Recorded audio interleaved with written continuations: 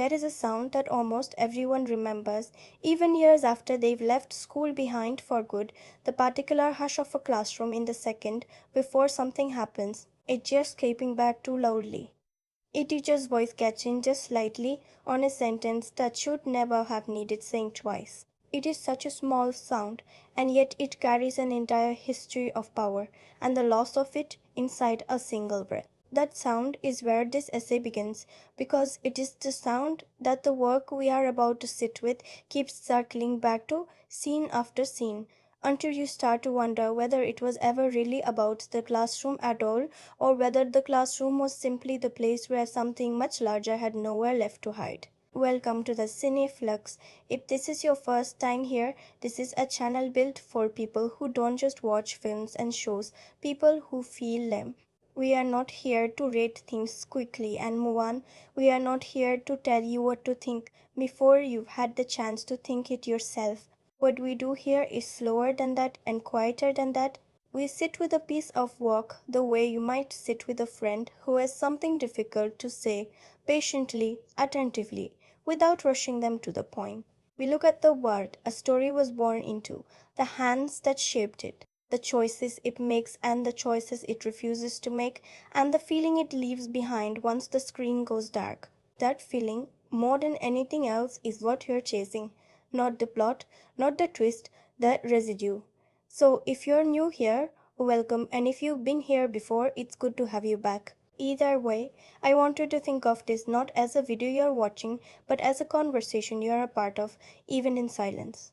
Cinema rarely asks us to sit still with discomfort. Most of what we consume is designed to resolve, to soothe, to wrap itself up by the time the credits roll so that we can move on to the next thing without carrying anything with us. But every so often, something comes along that refuses to let you off that easily.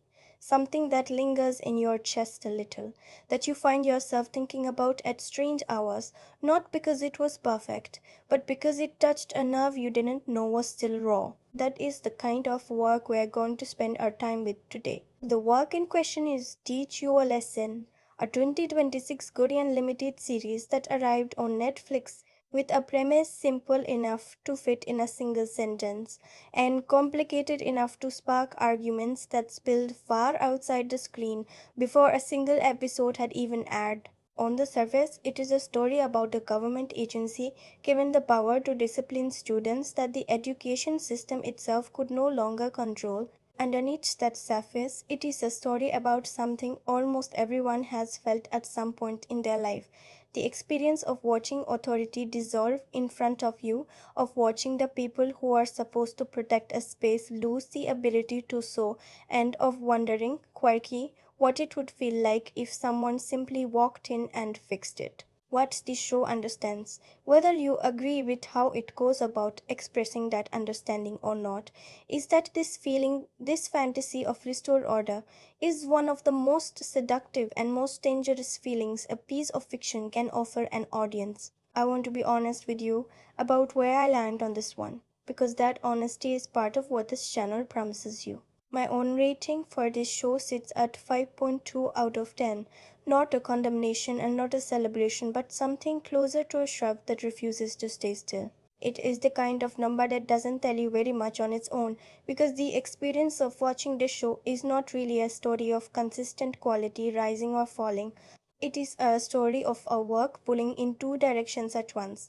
One hand reaching for genuine, uncomfortable truth about how institutions fail the people inside them, and the other hand reaching for spectacle, for catharsis, for the simple pleasure of watching someone get exactly what an audience has been told they deserve. Those two hands do not always agree with each other. And here is what I keep returning to again and again as I think about this show. Sometimes the most interesting thing a piece of work can do is fail to resolve its own contradictions, because in that failure, you can see something true about the moment that produced it. This is not going to be a takedown. It is also not going to be a defense. What I want to do today is something closer to what the Cineflux always tries to do. To sit with this show the way you might sit with a difficult conversation at a family dinner where everyone at the table has a slightly different reaction, and the most honest thing anyone can do is admit that their reaction is complicated. we are going to walk through the casual moment the show stepped into, because that moment shapes everything about how the show was received before a single frame had even been judged on its own merits. We are going to talk about the people who made it, the choices they made, the things it does remarkably well, and the things it does not do well at all. We are going to go eventually into full spoiler territory, into the moments that made people cheer and the moments that made people deeply uneasy, sometimes within the same episode. And by the end, I want us to arrive somewhere together. Not at an answer necessarily, but at a clearer understanding of why a show like this lands the way it does, for the people who loved it and for the people who couldn't watch past the first hour. Cinema rarely tries what this show attempts, for better or worse, placing an audience inside a fantasy of total authority and then asking, almost as an afterthought, whether that fantasy is something to want at all. So let's take a breath together, the way you might before stepping into a room where you already know the conversation is going to be a little uncomfortable. Let's not rush past anything. Let's see what's actually here, frame by frame, choice by choice, starting with the word this show was dropped into and the noise that was already swirling around it before anyone had even pressed play. To understand why Teach Your Lesson landed the way it did, you have to understand that it did not arrive into a quiet room. It lived into a conversation that South Korea had already been having, loudly and painfully, for years. A conversation about what happens when the adults responsible for a classroom lose the ability to be in charge of it. In the years leading up to the show's release, South Korean society had been confronting a genuine and widely reported crisis around teacher authority. Stories of educators facing abuse, harassment, and even violence from students, and in some cases from parents who used their social or financial power to shield their children from any consequence at all. There were public tragedies that became national flashpoints, moments where the grief of a single classroom became the grief of an entire country, and where that grief curdled for many people into something closer to fury. Marches were held, petitions were signed. An entire vocabulary developed around the idea that the classroom, once one of the most respected spaces in Korean society, had become a place where the wrong people held the power. This is the soil that Teach Your Lesson grew from. And here is the thing about soil like that, it does not produce neutral fruit. A story that emerges from real raw collective anger is never just a story. It is also, whether its creators intended or not, a kind of mirror, and sometimes a kind of weapon. What this show does, right from its premise, is take that very real anger that millions of people had genuinely felt, anger connected to real suffering and real loss, and translate it into fantasy, into fiction where the problem doesn't just get acknowledged, it gets solved decisively by someone with the authority and the willingness to simply make it stop. Think about what that means. Think about how powerful that offer is to an audience that has spent years feeling like nothing changes, like the people in charge never face consequences, like the system protects exactly the wrong people. Teach Your Lesson walks into that exhaustion and says, what if it didn't have to be this way? What if someone could just fix it? That premise did not begin with the show itself. It began years earlier with a never webtoon called Get Schooled, a serialized comic that had already built a large and devoted readership, and alongside that readership, a long trail of controversy. Even before any adaptation was announced, the source material had reportedly drawn criticism for the way it depicted discipline, with critics arguing that its center fantasy, adults using physical force to correct students, amounted to an endorsement of corporal punishment dressed up as catharsis. There were also reported concerns about how the webtoon handled certain characters and storylines involving race and gender, concerns that followed the property like a shadow long before Netflix's adaptation was even a rumor. So when word began to spread that this particular story was being turned into a live action series, with real actors, a real budget, and the platform of a global streaming service, the reaction was not a blank slate. It was an explosion waiting for a spark, and the spark came early, reportedly months before the show ever premiered. According to widely circulated reports at the time, a teachers' union raised formal objections to the project, arguing that its narrative risked normalizing aggression within the classroom and undermining the kind of democratic, dialogue based conflict resolution that real education systems are supposed to be built on. The union's concern, as it was reported, went beyond simple distaste. It was a warning that fiction like this, especially fiction released into a moment of such genuine institutional anxiety, could shape how real people thought about real solutions. It is one thing to enjoy a fantasy, it is another thing for that fantasy to start feeling like a policy proposal. The casting process became its own battlefield. Reports at the time described organized pushback from fan communities against certain actors being attached to the project, pushback rooted specifically in the webtoon's reputation and its history of promoting the very ideas the source material had already been criticized for. One prominent actor reportedly felt compelled to publicly clarify through his own social media that while his name had been connected to the project, he had not personally reviewed the material or committed to a role, and that his attention was elsewhere on another production entirely. Other reports described fans of additional cast members actively petitioning for those actors to step away from the project before filming had even concluded, with particular attention paid to the casting of one of the show's lead actresses. Whether or not any of this directly shaped the final cast list is something I can't claim to know with certainty. What I can tell you is that by the time Teach You a Lesson actually premiered, it had already lived in entire public life as a flashpoint, a symbol, a thing people had strong feelings about before they had seen a single frame of it. And then it premiered, all 10 episodes dropped at once, on Netflix on the 5th of June 2026. There is something worth pausing on here because the way a piece of work is released shapes the way it is experienced just as much as the work itself does. A weekly broadcast format gives a story room to breathe, gives an audience time to sit with an episode, to talk about it, to let their reactions settle before the next chapter arrives. And all at once, streaming drop does something different.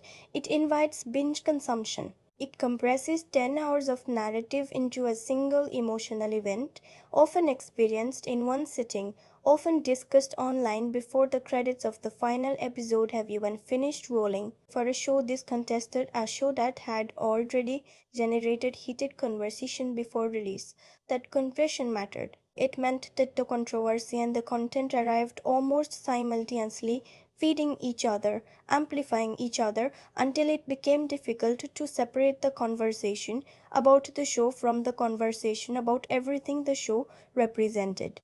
What followed was, in many ways, exactly what you might expect from a story built around such a combustible premise, and also, in some ways, something more interesting than that. The audience reaction was not simply for or against, it was tangled. Viewer responses in the days following release described the show as compulsively, almost helplessly watchable, entertaining in a way that surprised people, propulsive, full of moments designed to produce an immediate emotional payoff. And yet, woven through that same praise was something else, a kind of self aware discomfort. People who said they couldn't stop watching also said, often in the same breath, that they weren't sure they agreed with what they were watching, that the show seemed, at times, to be making an argument they weren't comfortable making themselves, even as they kept pressing play on the next episode.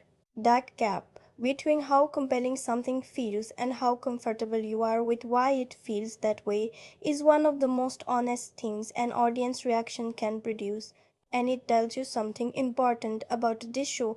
Whatever else it is not boring. It got under people's skin on both sides of the argument almost immediately. Critically, the response was more cautious, more inclined to treat the show's premise as something to be examined rather than simply enjoyed, more attentive to the line between depicting a fantasy and endorsing one. That caution is worth taking seriously, and we'll come back to it because it sits at the heart of almost everything this show is actually trying to do, whether it fully succeeds at doing it or not. As for awards, it is frankly too early to have that conversation in any meaningful way. The show is barely more than a week old as I'm recording this, and award cycles move on a timeline measured in months, not days. What I will say is this: shows that generate this much immediate cultural conversation, this much argument, this much discomfort, this much I can't believe I'm enjoying this, often end up part of those conversations later, even if not always for the reasons their creators might hope. Sometimes a show gets recognized for craft. Sometimes it gets recognized for the cultural moment it captured, regardless of whether that moment reflects well on the show itself. We won't know which of those, if either, applies here for some time yet. What I keep coming back to, though, is the question of whether this show feels timeless or perfectly, almost uncomfortably, of its moment. And I think the honest answer is the second one, deliberately and completely. Teach You a Lesson could not have existed in this form at almost any other point.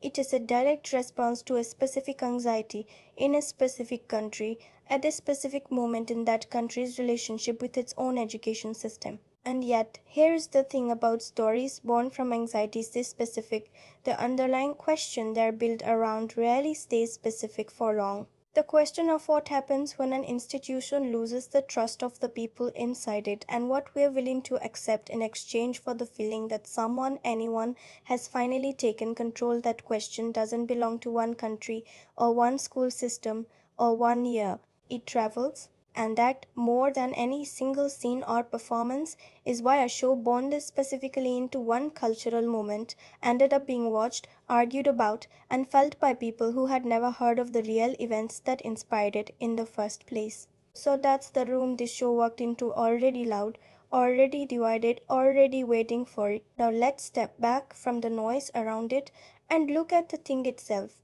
what it actually is, who made it, and what kind of story it's telling at its core. Strip away the controversy for a moment, just for a moment, and look at what's actually sitting on the screen.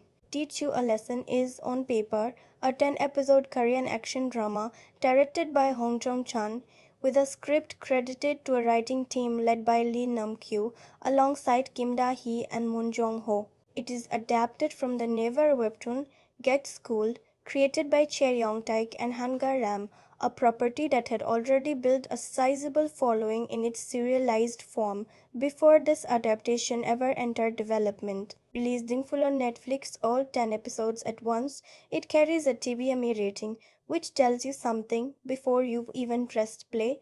This is not a gentle story, and it does not intend to be one. At its center is Na Hwajin, played by Kim Mo-yeol, an agent working for what the show calls the Educational Rights Protection Bureau, an agency created within the world of the story as a direct government response to the collapse of teacher authority in Korean schools. Hwajin is sent, episode by episode, into schools where the normal systems have failed completely, places where wealthy or politically connected families have made their children untouchable, where gangs of students operate with something close to impunity, where the adults who are supposed to be in charge have either given up or been driven out. His job, in the broadest sense, is to walk into that vacuum and fill it. Alongside him is Im Han-din, played by Jin Ji, a former Special Forces officer turned ERPB inspector whose military background gives the show another register of competence and force to draw on. Above them both sits Choi Gang-sok, played by Lee Sung-min, the Minister of Education and the architect of the entire agency, the man whose vision and whose politics shape what the ERPB is allowed to become. What kind of story is this at its heart? I think the honest answer is that it's two stories layered on top of each other, and the tension between those two layers is most of what makes this show worth talking about at all. On one layer, it is a workplace procedure, a case of the weak structure, where each episode or pair of episodes drops Kwajan and his colleagues into a new school with a new problem to solve, a new villain to confront, a new injustice to correct. That layer is fast, propulsive, built around the satisfaction of watching competent people walk into chaos and impose order. On the other layer, underneath that procedural skeleton, is something closer to a political drama, a story about an institution, the ERPB itself, and the question of what it actually is. Is it a genuine attempt to protect students and restore a functional learning environment, or is it something closer to a state sanctioned vigilante force dressed in the language of education reform? The show, to its credit, does not return the second question doesn't exist. It keeps returning to it again and again, even as the procedure layer keeps delivering its case of the week satisfactions.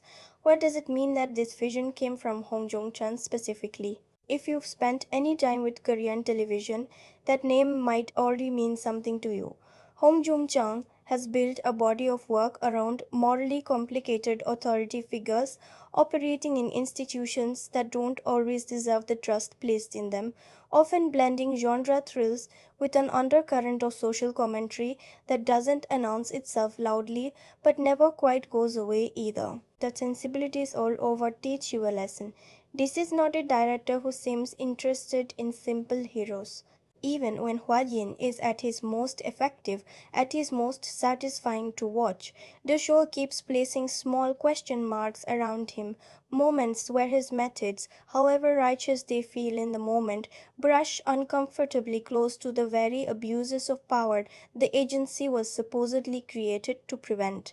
Whether the show fully reckons with those question marks is a conversation for later, but the fact that they're there at all, placed deliberately episode after episode, tells you this is a director who knows exactly what kind of fire he's playing with. So, should you watch this? I want to answer that as honestly and as carefully as I can, without giving away anything that belongs in the second half of this essay. If you are someone who enjoys shows built around competence, around watching skilled people solve problems decisively, with real tension and real consequences along the way, there is a lot here that will genuinely entertain you. The action is well staged.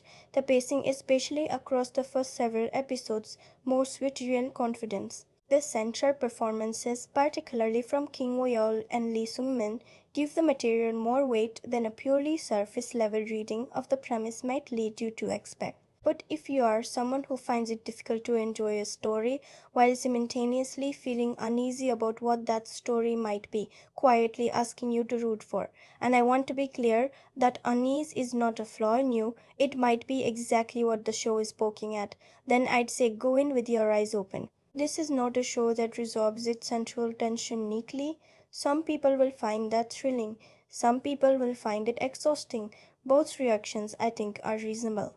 What I can tell you without spoiling anything is that this is a show that knows how to make you feel something, and that the feeling it most reliably produces is not comfort. It's something closer to complicity. The show puts you in a position again and again where you find yourself wanting the same things its characters want before it gives you any real space to ask whether you should want them. That's not a small trick. It's a deliberate structural choice repeated across 10 episodes, and whether you read it as the show's greatest strength or its most troubling habit will probably depend on how the rest of this essay lands for you, because we're about to start sitting with it scene by scene, the way it actually unfolds when you press play for the first time. When I first sat with this show, I expected something louder than what I actually got, at least at the start. I think most people come to teach you a lesson already braced for impact, already primed by everything they've heard about it, expecting the first few minutes to throw you straight into chaos, to announce its premise with a fist through a window. And for a moment it almost does that.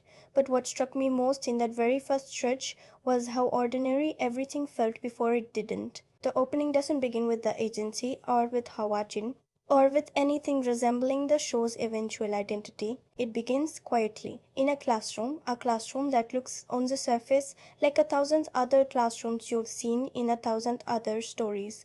Students half paying attention, a teacher standing at the front trying to hold a room that doesn't particularly want to be held. And here is what the show does. In those first few minutes, that I think is genuinely smart, regardless of how you feel about everything that comes after.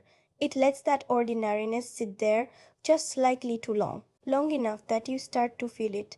Long enough that the quiet stops feeling like quiet and starts feeling like something closer to dread. There's a particular kind of tension that comes from watching an adult in a position of authority slowly, visibly lose their grip on a room, not through a single dramatic moment, but through a single of small ones. A student who doesn't look up when spoken to, a comment muttered just loud enough to be heard, just quiet enough to be deniable. A teacher's voice rising slightly, then catching itself, then trying again with less conviction than before. If you've ever been in a room like that, as a student, as a teacher, as anyone who has ever watched an authority figure realize in real time that their authority has quietly evaporated, this opening will find that memory in you, whether you want it to or not. What the atmosphere creates right from minute one is a very specific kind of helplessness. Not the helplessness of danger, exactly. Nothing violent happens in those opening minutes. At least not it. But the helplessness of watching a system fail from the inside in slow motion, with everyone involved seeming to know it's failing and no one quite able to stop it. The show lets that feeling build without rushing to relieve it. And that, I think, is the whole point. Because when relief finally does arrive, when the show's actual premise kicks in, when the agency and its methods enter the frame, it doesn't feel like an escalation. It feels, at least in that first moment, like an exhale, like something the scene, and maybe the audience too, has been quietly waiting for. That's the part that surprised me. I went in expecting to feel the show's premise as a provocation, as something the show would need to work to get me to accept, an idea I'd have to be talked into. Instead, in that first encounter, it felt almost the opposite. It felt like relief arriving exactly on cue, like the show had spent just enough time making me feel the wrongness of the situation that I was for a moment simply grateful something, anything was about to change. And only afterward, sitting with that feeling, did I start to ask myself a slightly uncomfortable question. How easily had that relief arrived? How little had it taken, really, for me to feel that gratitude? That question asked of myself in the quiet after that very first scene turned out to be a kind of preview of the entire show. Because Teach You a Lesson spends 10 episodes putting its audience in exactly that position again and again, and the speed with which that relief arrives is, I think, both the show's biggest strength and its most quietly troubling habit. There's a particular visual choice in those early minutes that I want to mention because it's easy to miss and it sets a tone the show returns to constantly. The classroom in that opening sequence is shot mostly in cool flat light, nothing dramatic, nothing stylized, just the slightly institutional blue gray of a real school on an ordinary day. And then, the moment the show's actual premise enters the frame, something shifts. Not drastically. This isn't a show that leans on big stylistic flourishes to make its point, but enough. The light warms slightly, the framing tightens slightly. It's subtle, almost subliminal, but it's there, and once you notice it, you start noticing it everywhere. Every time the show wants you to feel that this is the right thing happening, the world around it gets just a little more inviting. Every time it wants you to feel discomfort about what that rightness might be costing, the word goes again. It's a quiet visual language, and I don't think it's an accident. What also struck me watching those opening minutes was how little exposition the show actually gives you. It doesn't sit you down and explain the Educational Rights Protection Bureau, its history, its mandate, its politics. It trusts you to understand the situation through feeling first, through the dread of that classroom, through the relief of what follows, and only fills in the institutional details afterward, almost as an afterthought, once you've already had an emotional reaction to them. That's a confident choice. It's also, I think, a slightly risky one because it means your very first reaction to this show's central premise is an emotional one, formed before you've had any chance to think about it critically. By the time the show starts giving you information, by the time it starts letting you in on the bigger picture, the politics, the controversy baked into its own premise, you've already felt something. And feelings, as anyone who has ever argued about a piece of art knows, are much harder to walk back than thoughts. How did it feel different from what I came in with? I think I expected to spend those first minutes resisting the show, bracing against a premise I'd already read so much about, waiting for it to try to convince me of something. Instead, I found myself disarmed almost immediately, not by an argument, but by a feeling I recognized, a feeling that felt true to something I'd actually experienced long before this show existed. And that, more than anything else in those opening minutes, is what told me this was going to be a more complicated watch than the conversation around it had prepared me for. This wasn't a show shouting its premise at me. It was a show that had found a way to make me feel its premise before I'd even had time to brace for it. And that, I think, is exactly where its power and its problem both begin.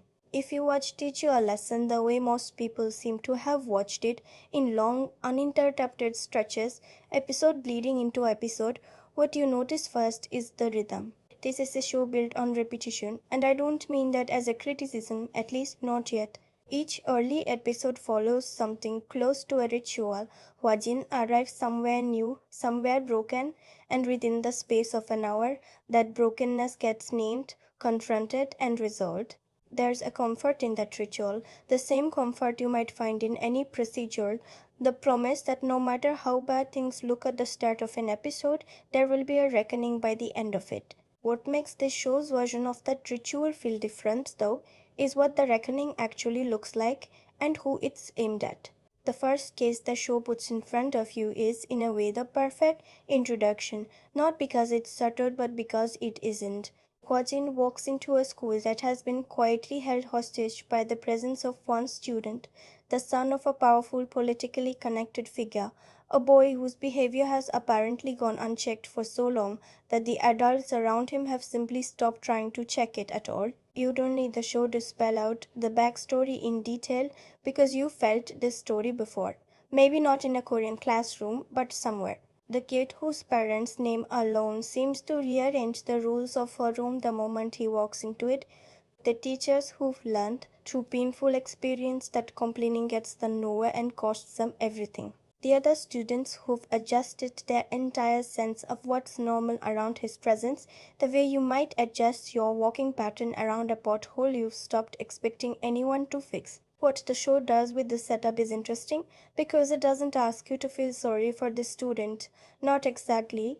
But it also doesn't let you forget entirely that he is still a teenager, still a product of an environment that made him this way long before he had any real choice in the matter. That tension between a character who is genuinely causing harm and a character who is also unmistakably a child shaped by adults who failed him first is something the show returns to more than once, and I think it's one of the more thoughtful threads running underneath all the spectacle.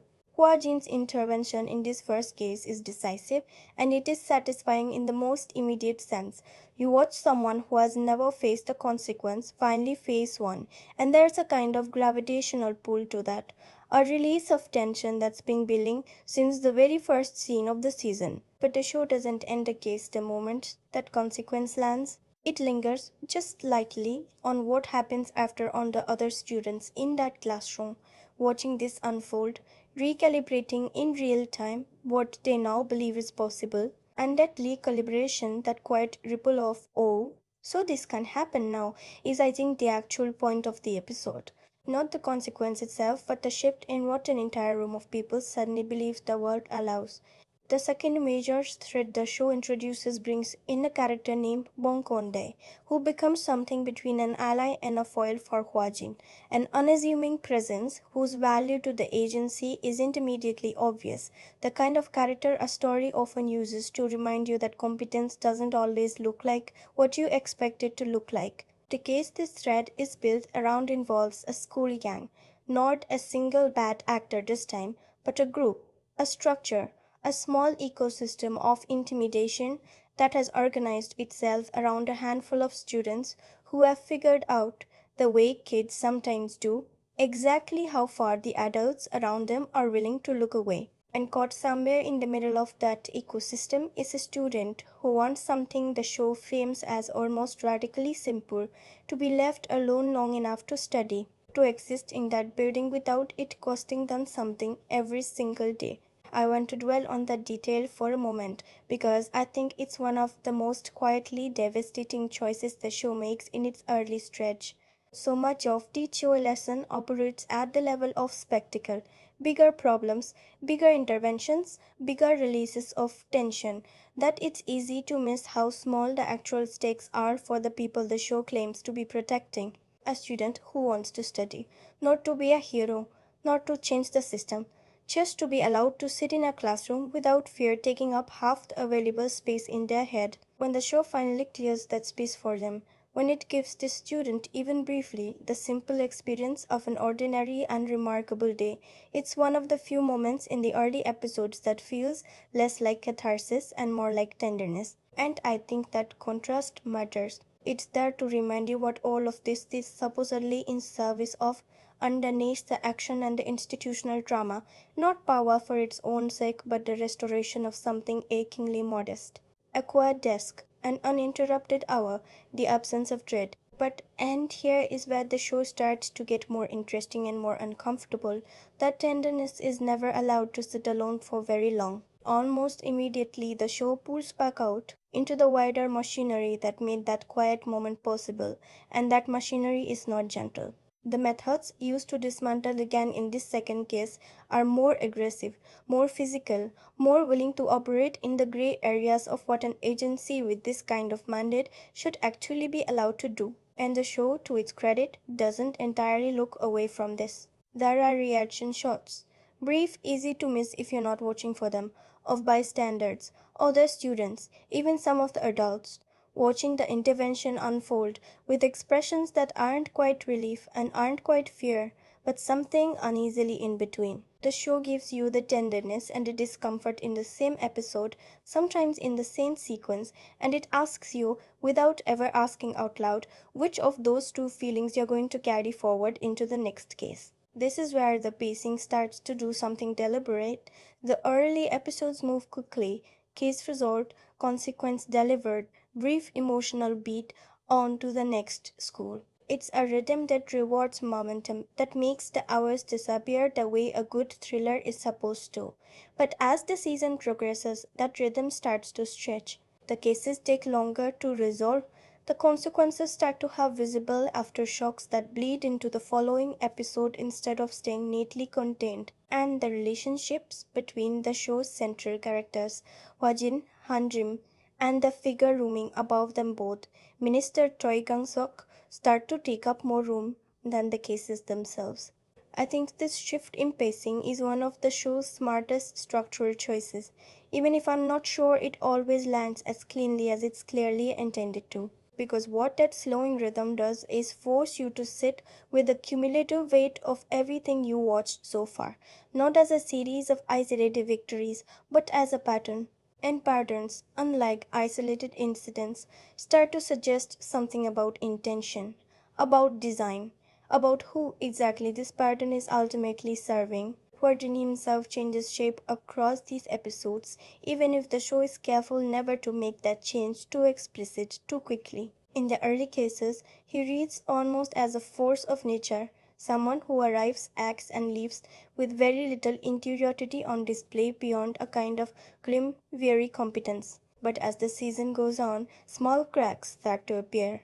A hesitation before an intervention that earlier in the season would have come without a second thought. A look exchanged with Handrum that suggests a question neither of them is willing to say out loud yet. The show is very patient with these cracks, almost frustratingly patient, if you're watching for them and waiting for them to be addressed directly. But I think that patience is the point. Kwatin isn't a character who has a crisis of conscience in a single dramatic scene. He is a character who accumulates doubt the way you might accumulate doubt about something in your own life, not in one moment, but across dozens of small moments that only add up to something recognizable once you step back far enough to see the whole pattern. Hanrom's arc runs in interesting counter rhythm to his. While Rajin starts confident and accumulates doubt, Handrum's competence, her military background, her directness, her willingness to act decisively, initially reads as the show's most uncomplicated endorsement of its own premise. She is in many ways the character the show seems most comfortable being unambiguous about. But the show uses her increasingly as a kind of pressure test for its own ideas, placing her in situations where her competence and her convictions start to come into contact with consequences that are harder to file away neatly. She doesn't soften exactly, but she starts to notice things, and a character who starts to notice things in a show like this is usually a sign that the show itself is preparing to notice them too. And then there's Choi Young Sok, the Minister of Education, the architect of the entire agency, the figure whose vision shades everything Hajin and Hanjim are sent to do. For much of the early season, Choi exists mostly at the edges of the frame, a voice on a phone call, a presence in a briefing room, the source of the mandate rather than a participant in its execution. And there is something quietly important about that distance. The show keeps Choi at arm's length from the actual consequences of his policy, even as it shows you again and again what those consequences look like up close through Hajin and Hanrin. That gap between the person who designs a system and the people who live inside its effects is one of the oldest tensions in any story about institutions, and Teach You a Lesson knows exactly what it's doing by keeping that gap visible. Every time the show cuts back to Choi, calm and composed, in a space that looks nothing like the chaos his agency operates in, it's quietly asking you to hold two images in your head at once: the architecture and the consequences of the architecture. For a long stretch of the season, the show seems content to let those two images exist side by side without forcing a collision between them. Until it doesn't, until the rhythm that's been building, the slowing pace, the accumulating doubt, the growing distance between what the agency does and what it claims to be for, starts to feel less like a pattern and more like a countdown. There's a particular sequence, roughly two-thirds of the way through the season, where the show stops treating its procedural cases as self contained stories and starts treating them as evidence, pieces of something larger that Origin and you have been looking at the whole time without quite seeing the shape of it. It's a shift that happens quietly, almost without announcing itself, the way the most important shifts in a story often do. One moment you are watching another case resolved in the familiar rhythm you've come to expect. The next moment, a detail, small, almost throwaway, recontextualizes everything that came before it, and you realize the show has been telling you a different story than the one you thought you were watching. And here's where the show shifts completely. Before we go any further into what this show shifts into, and we will get there, I promise, I want to step outside the story for a while, the way you might step out of a theater into the lobby during intermission and look at the hands that built it. Because so much of what makes Teacher Lesson feel the way it does isn't only in the writing or the performances, it's in the decisions made long before a single camera rolled. Decisions about who would tell this story, who would play these characters, and how much of the original material would survive the journey from page to screen. The story of how this show came together is, in some ways, a story about trust. According to reporting on the production, Yalla Plex, one of the companies behind the series, entered into a content supply deal with Netflix in early 2025, a deal that industry observers identified as the likely production window for exactly this kind of project. That might sound like dry industry detail, but think about what it means. This wasn't a passion project that found its way to a streamer through years of independent struggle. It was from very early on part of a calculated slate, a deliberate bet placed by people who do this for a living, that a story this combustible was worth the risk. Knowing that changes how you watch the show's confidence. Every time Teach You a Lesson commits fully to its premise, every time it refuses to soften an edge that a more cautious production might have sanded down, you're watching a show that was, in some sense, engineered to be exactly this bold. That confidence isn't an accident. It's a business decision dressed up as a creative one. And once you see that, it's hard not to watch the show's biggest swings a little differently, not as the unfiltered vision of a single audio, but as the product of an entire apparatus that decided collectively that this was worth making. The casting story is, if anything, even more revealing because it's a story about a road not taken. Reportedly, Kim Namjil was in early talks for the lead role as far back as November 2024. If you know his work, you know that casting choice would have given the show an entirely different center of gravity, a different presence, a different history with audiences, a different set of expectations walking in the door. But that's not the show that exists. Kim Muel was confirmed for the role instead, and according to reports at the time, part of what drew him to the project was his existing trust in director Hong Jong-chan, built during their previous collaboration on the 2022 drama To Findale Justice.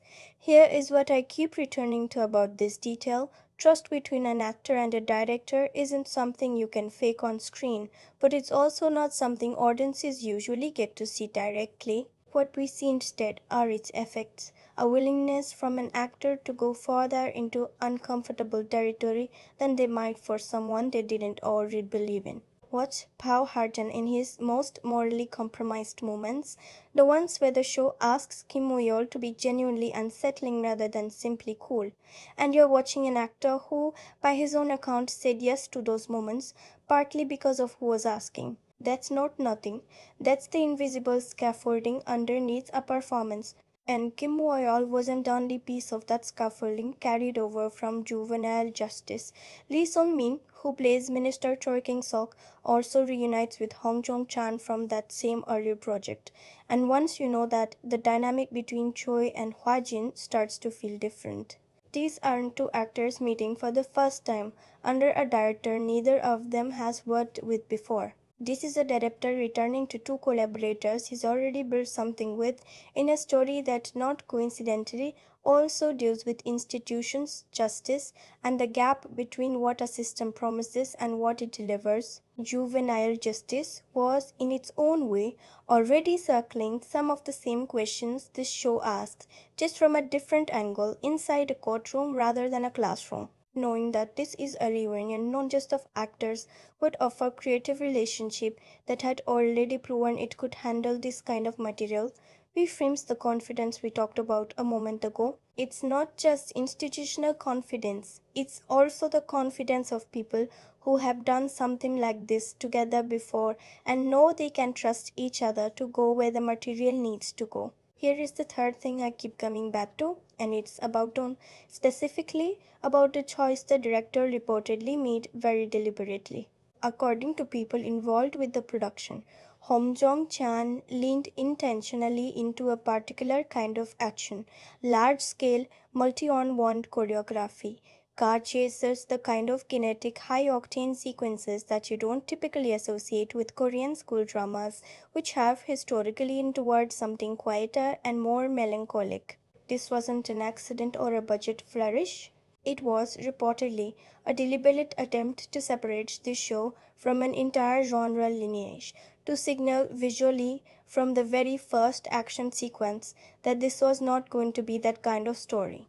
And once you know that's the intention, the action sequences themselves start to feel like a kind of argument. Every time Harjin takes down a room full of people in one continuous confident movement, the show isn't just giving you a thrill. It's making a genre statement, telling you before a single word of dialogue gets spoken that the rules of the melancholic high school drama don't apply here, that this is a different kind of story with a different kind of appetite. Watch the very first major action sequence with that in mind, and you'll notice how much weight is placed on scale and momentum, not because the scene needs it dramatically, but because the show needs you to feel, physically, that you're somewhere new. The fourth thing brings us back to where we started this essay, the controversy, but from the inside rather than the outside. At the show's production presentation held the morning of release at a hotel in Seoul, Hong Jong-chan reportedly spoke directly about why he chose to adapt this particular story,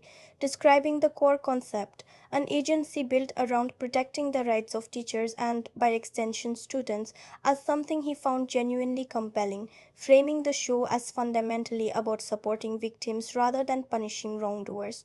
That framing matters because it tells you how the people who made this show understood their own project, even if not every viewer experienced it that way. And according to the director's own later comments, addressing the backlash directly, the production team made conscious, ongoing choices to soften elements of the original webtoon that they worried could land badly, specifically pointing to a scene in the third episode involving a group of students mocking Hanrim's appearance, which the production reportedly continued adjusting through editing all the way up until the show's release. Hong also reportedly stated his own position on one of the show's most contentious threads directly, that he personally does not believe physical punishment is acceptable in any form, regardless of how the show's premise might sometimes seem to flirt with that idea. I think this last fact is the one that reshapes the most, because it puts a kind of asterisk next to everything else we've talked about. If the person who made this show is telling you in his own voice that he doesn't actually believe in the thing his show's premise sometimes seems to celebrate, then what you're watching isn't a straightforward endorsement of that fantasy. It might be something closer to a portrait of the fantasy itself, an attempt to show you how seductive it is, precisely so you can recognize that seduction for what it is.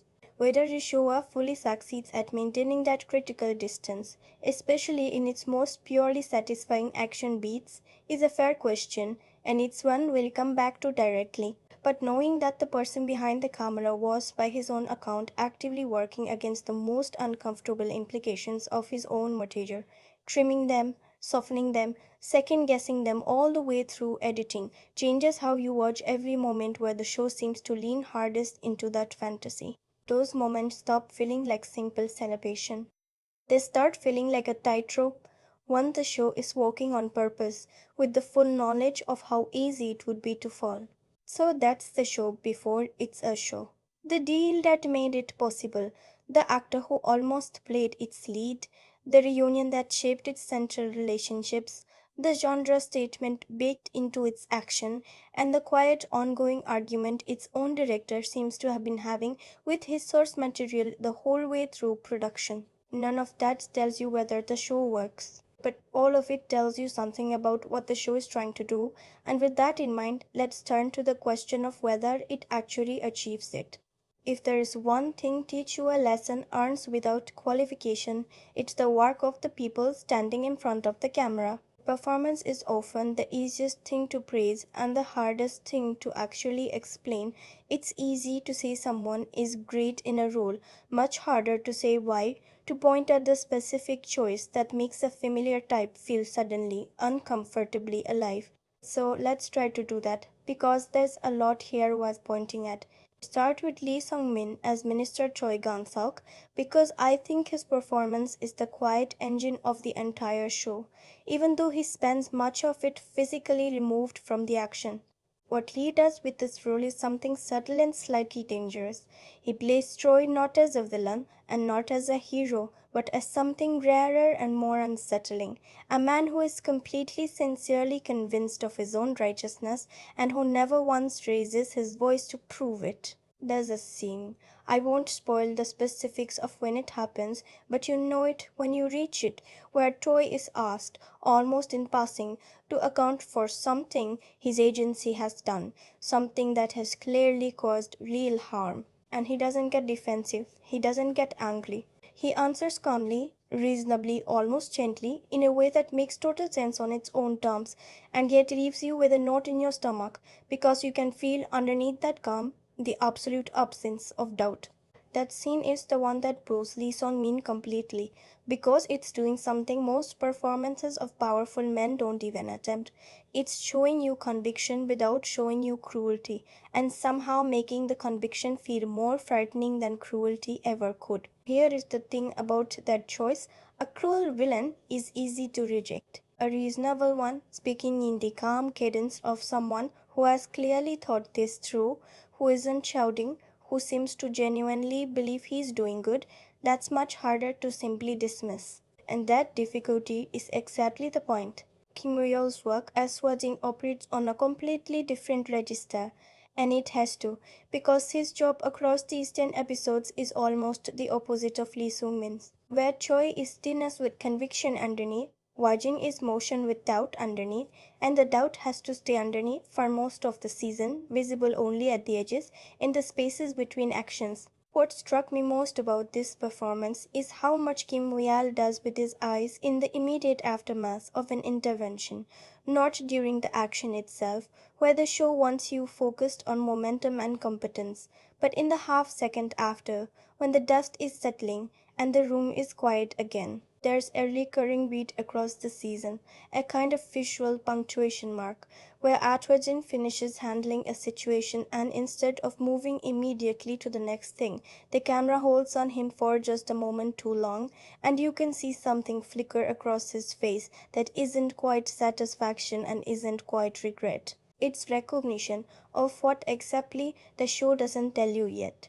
But Kim Moyal plays that flicker so consistently, so quietly across so many episodes that by the time the show finally gives that recognition a name, it doesn't feel like a twist in his performance. It feels like something that was always there, waiting for you to notice it. And then there's Jin Ji as Hanrim, whose performance carries maybe the most interesting tonal balancing act in the entire show. For most of the season, Hanrim operates as the show's most purely kinetic presence, fast, physical, often genuinely funny in the specific way that competence mixed with impatience can be funny. But there's a flashback placed roughly midway through the season that recontextualizes everything around her, a sequence that shows you what shaped her, what pushed her toward this work in the first place, what justice actually means to her on a personal level rather than an institutional one.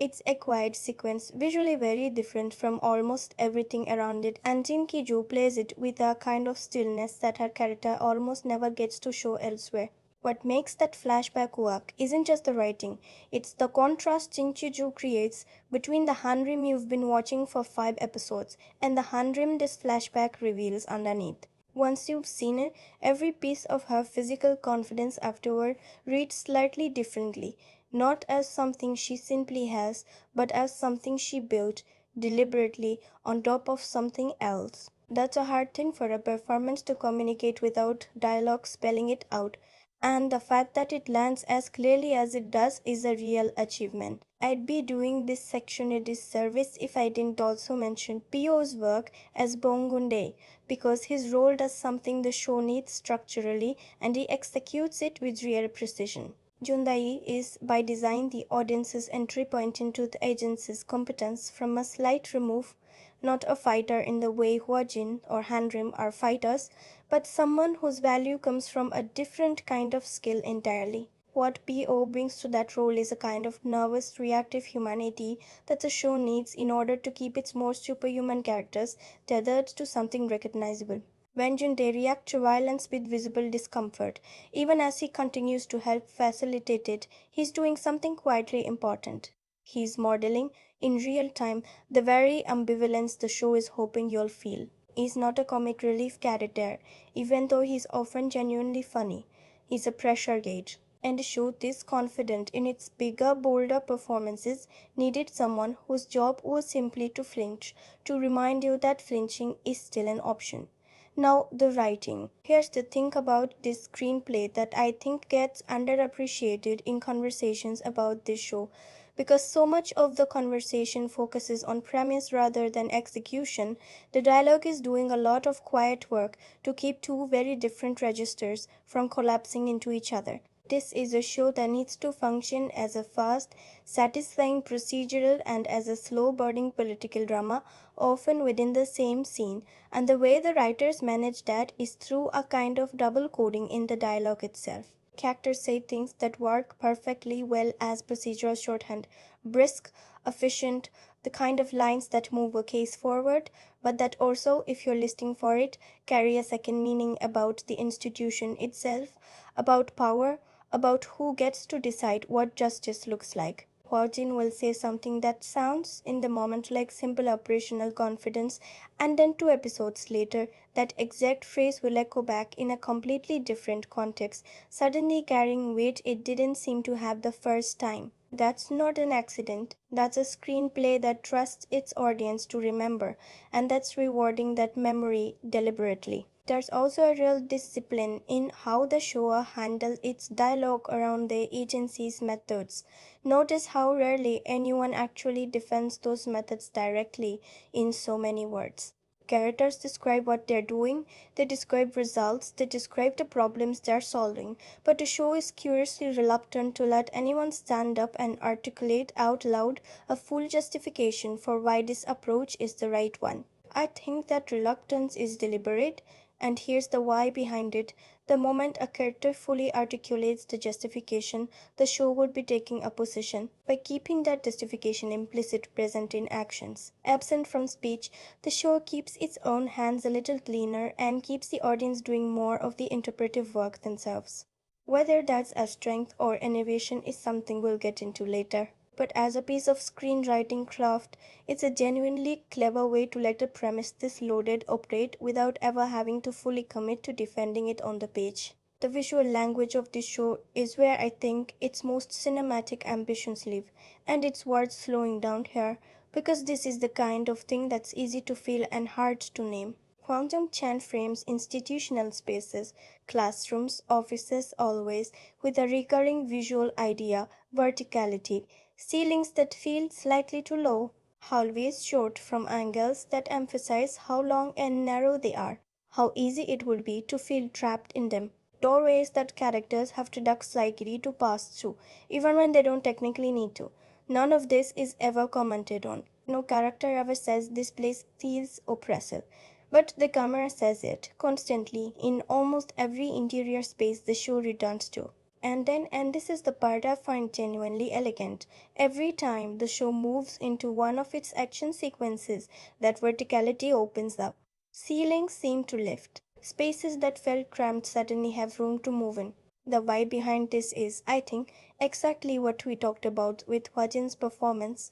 The show is using its visual glamour to make action sequences feel like release, like exhale, like the literal opening up of space that's been compressed for too long. You feel that release physically, even if you never consciously register why. The show's relationship with stillness is just as deliberate, even though it's far more sparing with it. There are moments, not many, but they're placed with real precision, where the camera simply stops. No movement, no cuts, just a held frame on a character's face or on an empty space a character has just left. These moments almost always follow an action sequence, never precede one, and that ordering matters.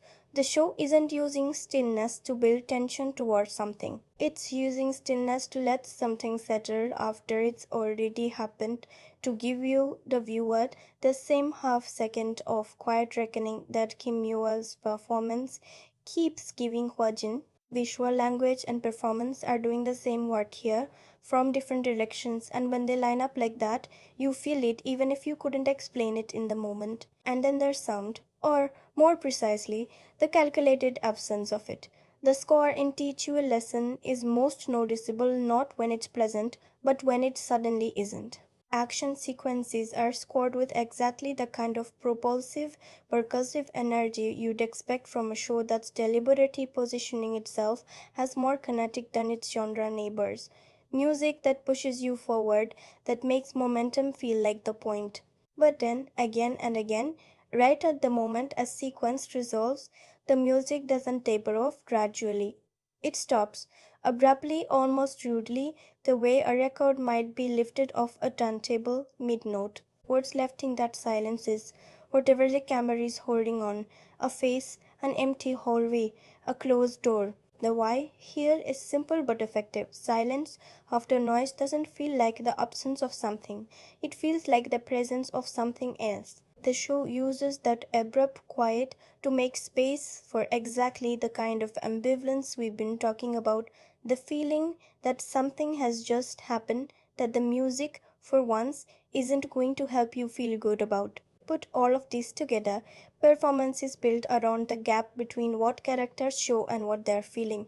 Dialogue that rewards memory and resists easy justification, a visual language that ties physical space to emotional release, and a sound design that uses silence as its sharpest tool. And what you get is a show that is, on a craft level, considerably more sophisticated than its premise alone might suggest. None of these elements on their own would be enough to make Teach You a Lesson the show it is. Put together, they create something that earns the word. This channel doesn't use lightly, this show does something rare. It is a genuinely entertaining, propulsive piece of television, and then quietly, persistently undermines your ability to enjoy it without complication. That undermining isn't a flaw in the craft, it is increasingly starting to look like the entire point of the craft. There's a kind of attention the show asks for that's easy to miss if you're watching the way most of us watch television now, half present, scrolling, letting the dialogue carry the load while your eyes wander. Teach You a Lesson doesn't punish that kind of viewing exactly.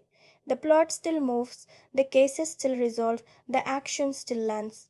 purges another layer underneath all of that, built almost entirely out of what the show chooses not to do. And if you give it your full attention, even just for a handful of scenes, you start to notice how much of what this show is actually saying happens in the spaces between the things it says out loud. Take the moment in an early episode after one of Hwajin's interventions, the one involving the politically connected student we talked about earlier. The scene doesn't end with the consequence itself, it ends with the classroom. Afterward, once everyone else has filed out, the camera doesn't follow Hajin, it stays in the room. And for a handful of seconds, long enough to feel deliberate, not long enough to feel indulgent, nothing happens. No music, no dialogue, just an empty classroom, slightly disordered, a few desks pushed at angles that weren't there before. The show never tells you what to feel about that empty room. It doesn't need to. There's something about an empty space that still carries the shape of what just happened in it. The way a room feels different in the moments right after an argument, even once everyone involved has left it. The show trusts that feeling completely. It gives you the room and lets the room do the talking. What the show chooses not to show is, I think, even more revealing than what it lingers on. Across these 10 episodes, there's a consistent pattern around violence, not its presence, which the show is perfectly willing to depict, but its aftermath on the people who experience it rather than the people who deliver it. We see Wajin and Hanrim in action constantly, framed with clarity and confidence. But the students, the ones whose lives are actually being reordered by these interventions, are very rarely shown in the moments immediately after. The camera tends to cut away just before we'd see a face register what's happening to it. At first, I read this as simple pacing, a show that wants to keep moving, that doesn't want to dwell, but the pattern is too consistent for that. By the third or fourth time it happens, you start to notice the absence itself, the way you notice a sound that's missing from a room you thought was silent. And once you notice it, a question starts to form quietly underneath the show's momentum. Why does this story seem so much more comfortable showing you what's done than showing you what it's like to have it done to you? I don't think that question has a simple answer, and I don't think the show wants it to. But I do think the absence is doing something specific, something that connects back to everything we talked about with Wajin's performance, that flicker after every intervention that isn't quite satisfaction and isn't quite regret. If they showed you the students' faces in those moments, really showed you lingered the way it lingers on that empty classroom, it would be much harder to hold on to the procedural satisfaction the rest of the episode is built around. The emission protects something. It keeps the case of the weak structure intact, keeps the catharsis available. And the fact that the show is willing to give you stillness and silence so generously in some places while withholding it so consistently in others starts to feel less like an accident and more like a kind of editorial choice about whose interior life this story is actually interested in. There's a different kind of silence that runs between Hojin and Hanrim. Not the silence of an empty room, but the silence of two people who clearly understand something about each other that neither of them is willing to say. It surfaces in small moments, a look held a bit too long after one of them makes a decision the other didn't expect. A question that gets asked and then, instead of being answered, gets quietly redirected. The show never resolves this particular silence, not in any of the ways a more conventional drama might, with a confrontation scene or tearful confession.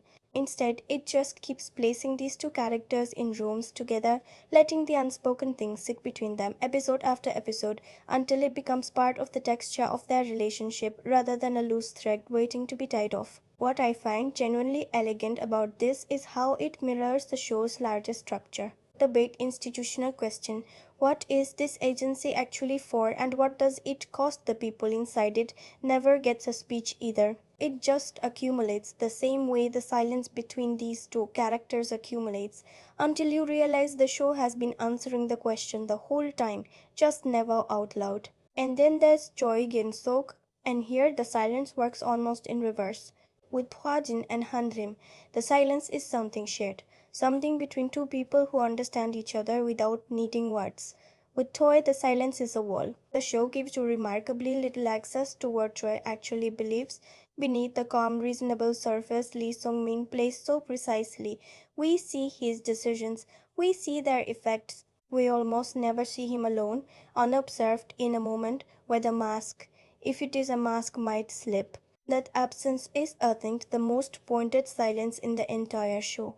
Because it's the one silence that never gets filled, not even partially, not even in the flashback structure the show uses so effectively for Hanrim, where remains by design a closed door. And a closed door, held in frame long enough, starts to feel less like an absence of information and more like information itself.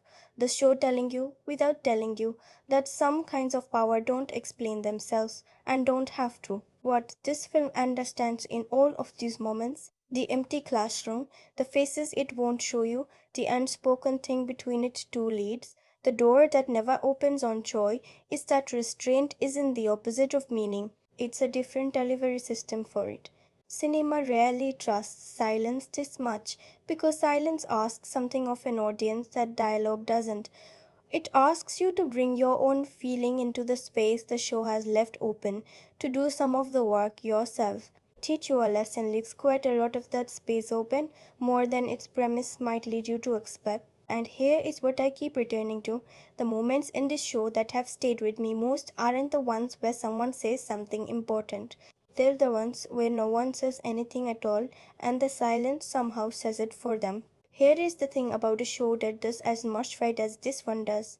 When it falls short, the gaps feel sharper, not softer. A show with no ambition can't really disappoint you, because it never asks you to expect anything, teach you a lesson, asks for it. It asks you to hold satisfaction and discomfort at the same time, to feel a fantasy and question it simultaneously, to notice the silences and sit with what they're withholding. And because it asks for that much, the places where it doesn't quite deliver feel less like small cracks and more like moments where the floor briefly gives way beneath you. Let's start with something that I'd call texture rather than wound, the tonal seams between the show's procedural comedy and its more serious register. Across the air episodes, especially, there's a recurring comic shorthand the show leans on for Handrum's frustration, a kind of exaggerated, almost cartoonish reaction. Raised voice, wide eyed indignation. The visual language of a sitcom character losing her patience, deployed in scenes that are otherwise establishing her as the team's most lethally competent member. On its own, in isolation, this is a fairly common device in Korean genre television, a way of humanizing a character whose other defining trait is how effortlessly she can handle herself in a fight. But placed inside a show that is, in almost every other respect, asking you to take its female character's interiority seriously. That gave Hanrim that quiet, devastating flashback we talked about, that trusted Jin Kiju with stillness in a way it rarely trusts anyone else. The comic exaggeration starts to feel like a slightly different show bleeding through. It's not that Tenemin's devils are offensive or even particularly jarring on first viewing. It's that they sit oddly next to everything the show is otherwise so careful about. I'd call this minor texture rather than a wound. It doesn't undermine Hanrim as a character overall, and the flashback sequence does more to define her than these moments take away. But it's the kind of thing that once you notice it, you start noticing every time it recurs, and a show this thoughtful about its visual and narrative choices as well makes you wish it had been equally thoughtful here. The deeper issue, and I think this is closer to a real wound, sits with the show's antagonists, particularly in its earlier cases. We talked about the first case as an effective introduction, and I stand by that. But as the season settles into its procedural rhythm, the students and parents positioned as the problem each week start to blur together into a fairly narrow type: cruelty without much interiority, power without much tensority, power without much texture, wrongdoing presented as self evident rather than examined. This is in some sense baked into the procedural structure itself, and our long case doesn't always have room for a fully realized antagonist, and plenty of beloved procedures get by just fine without one. But Teach You a Lesson isn't just any procedure. It's a show explicitly built around the premise that institutions fail people, that context matters, that the line between victim and aggressor is often blurrier than it looks from the outside, and it demonstrated in that very first case that it's capable of holding that blur, of letting you feel something complicated about a character who is also causing harm. The fact that it can do that, and largely chooses not to in the cases that follow, is what makes this feel like more than texture. It's a missed opportunity to show itself proved it was capable of taking advantage of, and then mostly didn't. Is this a real one, though, or just a story that hasn't gotten to its point yet? I went back and forth on this while sitting with the show, and I think the honest answer is a bit of both, and the both is itself the problem. By the time the show pivots, by the time the procedural cases stop being self contained and start being evidence of something larger, the shift we talked about toward the end of the middle stretch, there's an implicit suggestion that the flatness of those earlier antagonists was, in some sense, the point all along. That the show was deliberately keeping things simple early on so that the complication when it arrived would land harder by contrast. I can see that argument and I don't think it's wrong exactly. But I also think it asks a lot of an audience to retroactively reinterpret several episodes worth of fairly thin characterization as deliberate restraint rather than just thin characterization. Some viewers will make that leap easily, and for them, the early cases will feel like setup that pays off. Other viewers, and I suspect this is a larger group than the show might hope, will simply remember those early cases as the least interesting parts of the season, full stop, regardless of what comes later. A flaw that depends this much on hindsight to redeem itself is still, I think, a flaw. The pacing issue is related but distinct, and it sits specifically in that middle stretch, the deliberate slowdown we discussed, where the cases start taking longer to resolve and the relationships between the central trio start occupying more space. I call that shift one of the show's smartest structural choices, and I still think the intention behind it is sound. But intention and execution aren't the same thing, and there's a version of this middle stretch that feels less like patient accumulation and more like the show treading water, circling around the same unspoken tensions between Wajin and Hanrim, the same closed-door opacity around Choi, without quite finding new ways to deepen those dynamics each time it returns to them. A few of these episodes, watched back to back, start to feel like variations on a theme rather than a theme in motion. The show eventually does pay this off. The pivot we mentioned really does recontextualize what came before, but the road to get there has a stretch or two where the momentum that defined the early episodes noticeably slackens, and not always in a way that feels purposeful in the moment. Some of this, I suspect, comes down to the realities of an all at once release. A weekly format might have given these episodes room to breathe between viewings, allowing the slower pace to feel like patience rather than stalling. Watched in a single sitting, as so many people watched this show, the slowdown can feel less like the show taking a breath and more like the show losing one. The last thing I want to mention here connects directly back to the silences we spent the last moment admiring, because the same choice that makes those silences so effective also creates one of the show's most significant gaps. We talked about how rarely the shows you the aftermath on its students' faces, how the camera tends to cut away just before that reckoning would register. I framed that in the last movement as a deliberate and meaningful absence, and I still think it is. But deliberate absences have costs even when they're well chosen, and this is the cost, a show that is fundamentally about what happens to young people inside a failing system ends up, by its own structural logic, telling us remarkably little about what that experience actually feels like from the inside. We get Cochin's flicker, we get Hanin's flashback, we get Choi's closed door. What we mostly don't get is the perspective of the students themselves, the people the entire premise claims to be protecting. That's not a small gap. It's arguably the gap, the one that sits underneath every other question this show raises about itself.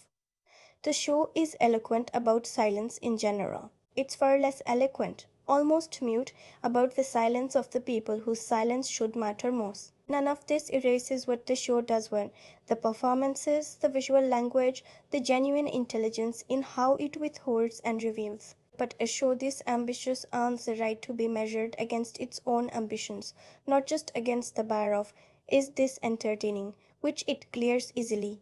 And measured against what it seems to want to be, a story that takes seriously the human cost underneath an appealing fantasy of restored order, there's a real distance between the show's best instincts and the places where those instincts don't quite follow through. That distance isn't fatal, but it's there, and pretending otherwise wouldn't be honest. What I think it sets up, though, and this is where we are headed next, is a question that goes beyond craft entirely. What is this show actually trying to say underneath all of it, and does what it's saying account for that gap or quietly depend on it? So let's sit with that question for a while, because I think it's the one this entire essay has been building toward even before we knew it. What is Chichu lesson actually saying underneath the kisses and the action and the careful silences? And I want to start somewhere that might feel like a strange place to begin, not with the show's premise, but with the feeling. Because before this show is an argument about institutions, or a commentary on vigilante justice, or a piece of social criticism wrapped in genre clothing, it is at its core about a feeling almost everyone has had at some point, the feeling of asking for help and not getting it. Think about how many of the show's central relationships are built around exactly that moment, the moment just before the agency arrives, the moment when someone has already tried, quietly, through the normal channels and been let down by them. A teacher who reported something and watched nothing change. A student who told anyone, and watched the telling itself become the problem. A parent who pushed and pushed against a wall that simply never moved. The show doesn't dwell on these moments for long.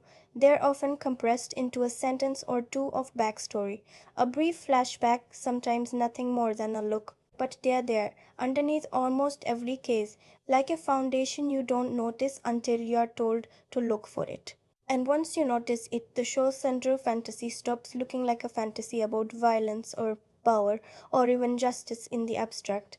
It starts looking like a fantasy about being believed, about someone finally taking the problem as seriously as the person living inside it always knew it was. That's the feeling this show is really built on, and I think it's worth sitting with how universal that feeling is, completely separate from anything specific to Korean classrooms or this particular cultural moment. Almost everyone at some point has experienced the gap between how seriously they felt about a problem and how seriously the people with the power to address it actually treated it. Maybe it was small, a workplace complaint that went nowhere, a neighbor dispute that no authority wanted to touch.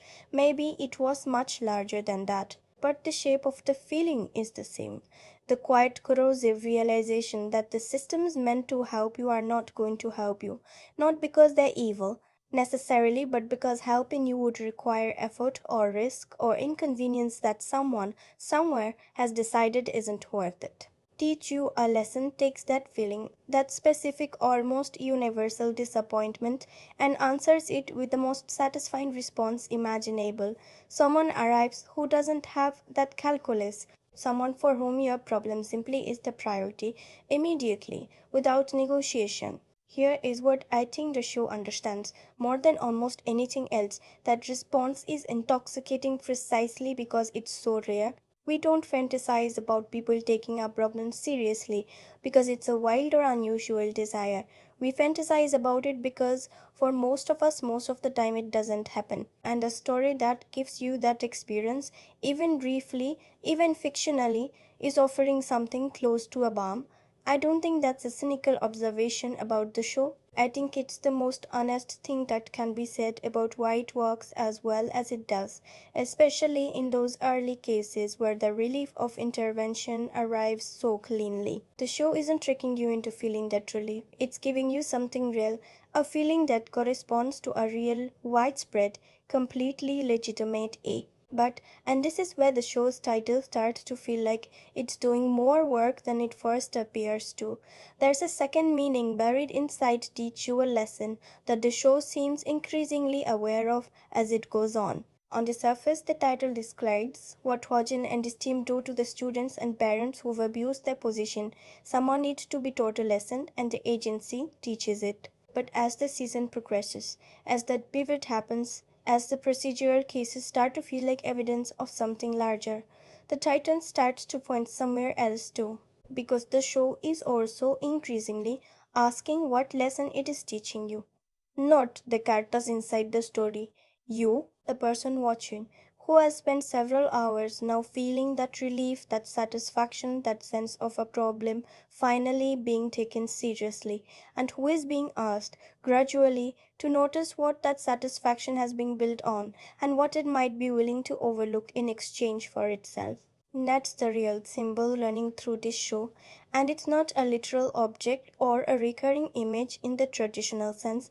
It's a feeling, repeated and slowly recontextualized, the feeling of relief. Early in the season, relief arrives quickly and feels uncomplicated.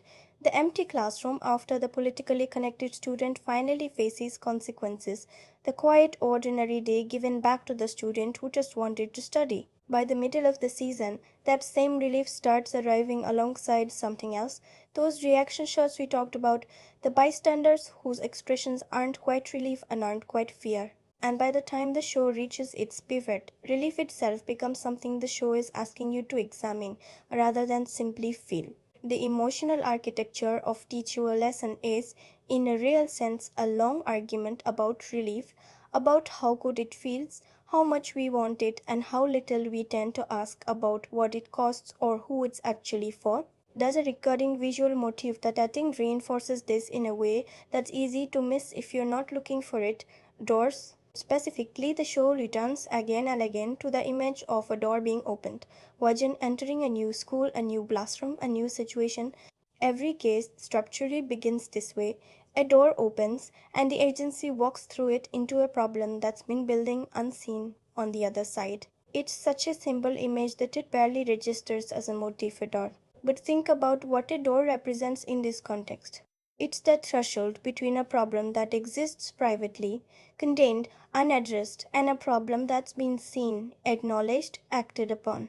Every time they shows you that door opening, it's restaging the same fantasy we talked about a moment ago. Someone finally walking through, finally showing up. And the show's most quietly unsettling moments are the ones where it lingers, just slightly, on a door after it's already been opened, on the space that's left once the act of showing up has already happened, and the actual, messier work of what comes next is just beginning. What does this show understand about human experience underneath all of it? I think it understands something about the relationship between justice and satisfaction, and specifically about how easily those two things can be mistaken for each other. Justice, in its fullest sense, is slow. It involves process, nuance, the genuine difficulty of weighing harm against context, of figuring out not just what happened but why, and what should happen next in a way that actually helps rather than simply punishes. Satisfaction doesn't require any of that. Satisfaction just requires an ending that feels resolved, a clean before and after, a clear sense that something has been corrected. Teach You a Lesson is, I think, deeply interested in the gap between those two things, even when it's also simultaneously giving its audience generous helpings of satisfaction. It's not our limit. It's not our limit. It's our show up that tends to meet asking whether it's ordinary. And here's where I think the show's real world resonance becomes impossible to separate from the cultural moment we talked about at the very beginning of this essay, but in a way that I think extends well beyond the specific Korean context that produced it. Because the feeling this show is built on, the ache of not being taken seriously, the fantasy of someone finally showing up, the seduction of satisfaction over the harder, slower work of actual justice, that feeling is everywhere right now, in public conversations far beyond any one country's education system. We live in a moment where a great many people across a great many different contexts feel that the systems meant to protect them have failed to do so, and where the appeal of someone simply taking charge decisively without the usual caveats and committees and careful procedures has become one of the most powerful currents in public life. Teach You a Lesson didn't invent that current, but it gives it a shape, a story, a face, and in doing so, it makes that current easier to feel, and maybe easier to examine than it usually is when it's just background noise in the world around us. I don't think the show resolves this tension. And I want to be careful not to claim it does, because I think that lack of resolution is itself part of what it's saying. A show that fully endorsed its own fantasy, that gave you relief without ever complicating it, would be saying something simple: this is what we want, and this is good. A show that fully rejected its own fantasy, that spent 10 episodes demonstrating how dangerous this kind of thinking is, with no satisfaction along the way, would be saying something else, equally simple: this is what we want, and it's bad, and you should know better. Teach You a Lesson does neither of those things. It gives you the want fully, generously, more than once, and then it gives you the discomfort of having wanted it also fully, also more than once. And it leaves those two things sitting next to each other, unresolved, the way they actually sit next to each other in most people's real relationship with this feeling, because most of us don't experience this fantasy as something we either fully believe in or fully reject. We experience it as something we want and feel a little uneasy about wanting, and want anyway. That, I think, is what this show is really saying. Not an argument, not a position, but a portrait of a feeling most of us recognize and don't talk about very often: the relief of someone finally taking your side, and the quiet unease of noticing how good that relief feels, and how little it sometimes asks you to think about anyone else's side at all. Cinema rarely sits with a feeling this honestly, without either celebrating it or condemning it. Teach You a Lesson mostly just shows it to you, door after door, case after case, and lets you notice what you feel, and then increasingly what you feel about what you feel. That's not a small thing for a show this entertaining to attempt, and whether or not it always succeeds, the attempt itself is the most interesting thing about it. Step back far enough from any single show, and you start to see the shape of the person who made it, not in the plot, which changes from project to project, but in the questions that keep returning dressed in different clothes each time. Hong Jong-chan has been making television for over a decade now, across genres that, on the surface, don't have much in common. A melancholic ensemble drama about a group of elderly friends navigating the later chapters of their lives. A courtroom drama about a judge who presides over the cases of juvenile offenders. A romantic dramedy about a man confronting an early diagnosis of dementia. And now, this the high-octane action procedural about an agency built to discipline students. Different words, different tones, different audiences on paper, and yet watch enough of his work and a pattern starts to emerge, not a pattern of subject matter, but a pattern of attention. Hong Jong-chan again and again seems drawn to people who occupy a seat of judgment over someone younger or more vulnerable than themselves, and to the quiet, often unspoken cost of sitting in that seat.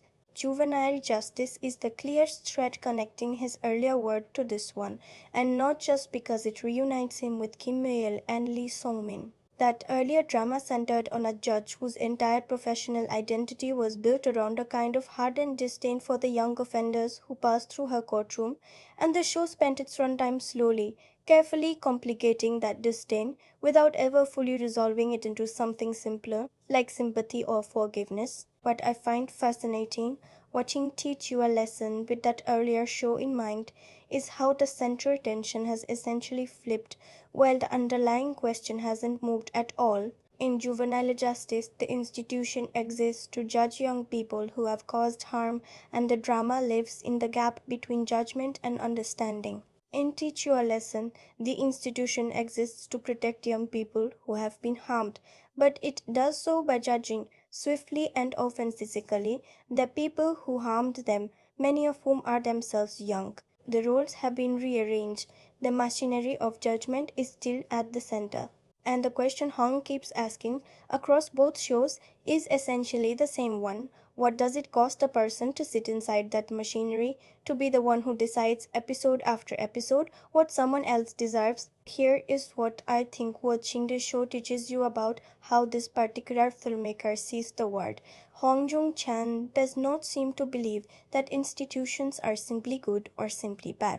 He seems to believe that institutions are inhabited, that behind every policy, every mandate, every system designed to fix something, there are specific people, making specific choices in specific rooms, and that the gap between the system's stated purpose and its actual effect is always ultimately a human sized gap. That's why Choi Gang Suk matters so much to the show's identity and why his closed door obesity feels like such a deliberate choice rather than an oversight. Huang isn't interested in the Educational Rights Protection Bureau as an abstract policy question. Is interested in it as a room that specific people walk into and out of, carrying the weight of what that room asks of them in ways that don't always show on their faces, but do, if you're watching closely enough, show in the half second after they leave. The visual restraint we've spent so much time on in this essay, the verticality, the held frames, the abrupt silences after action, these aren't new tools for Hong.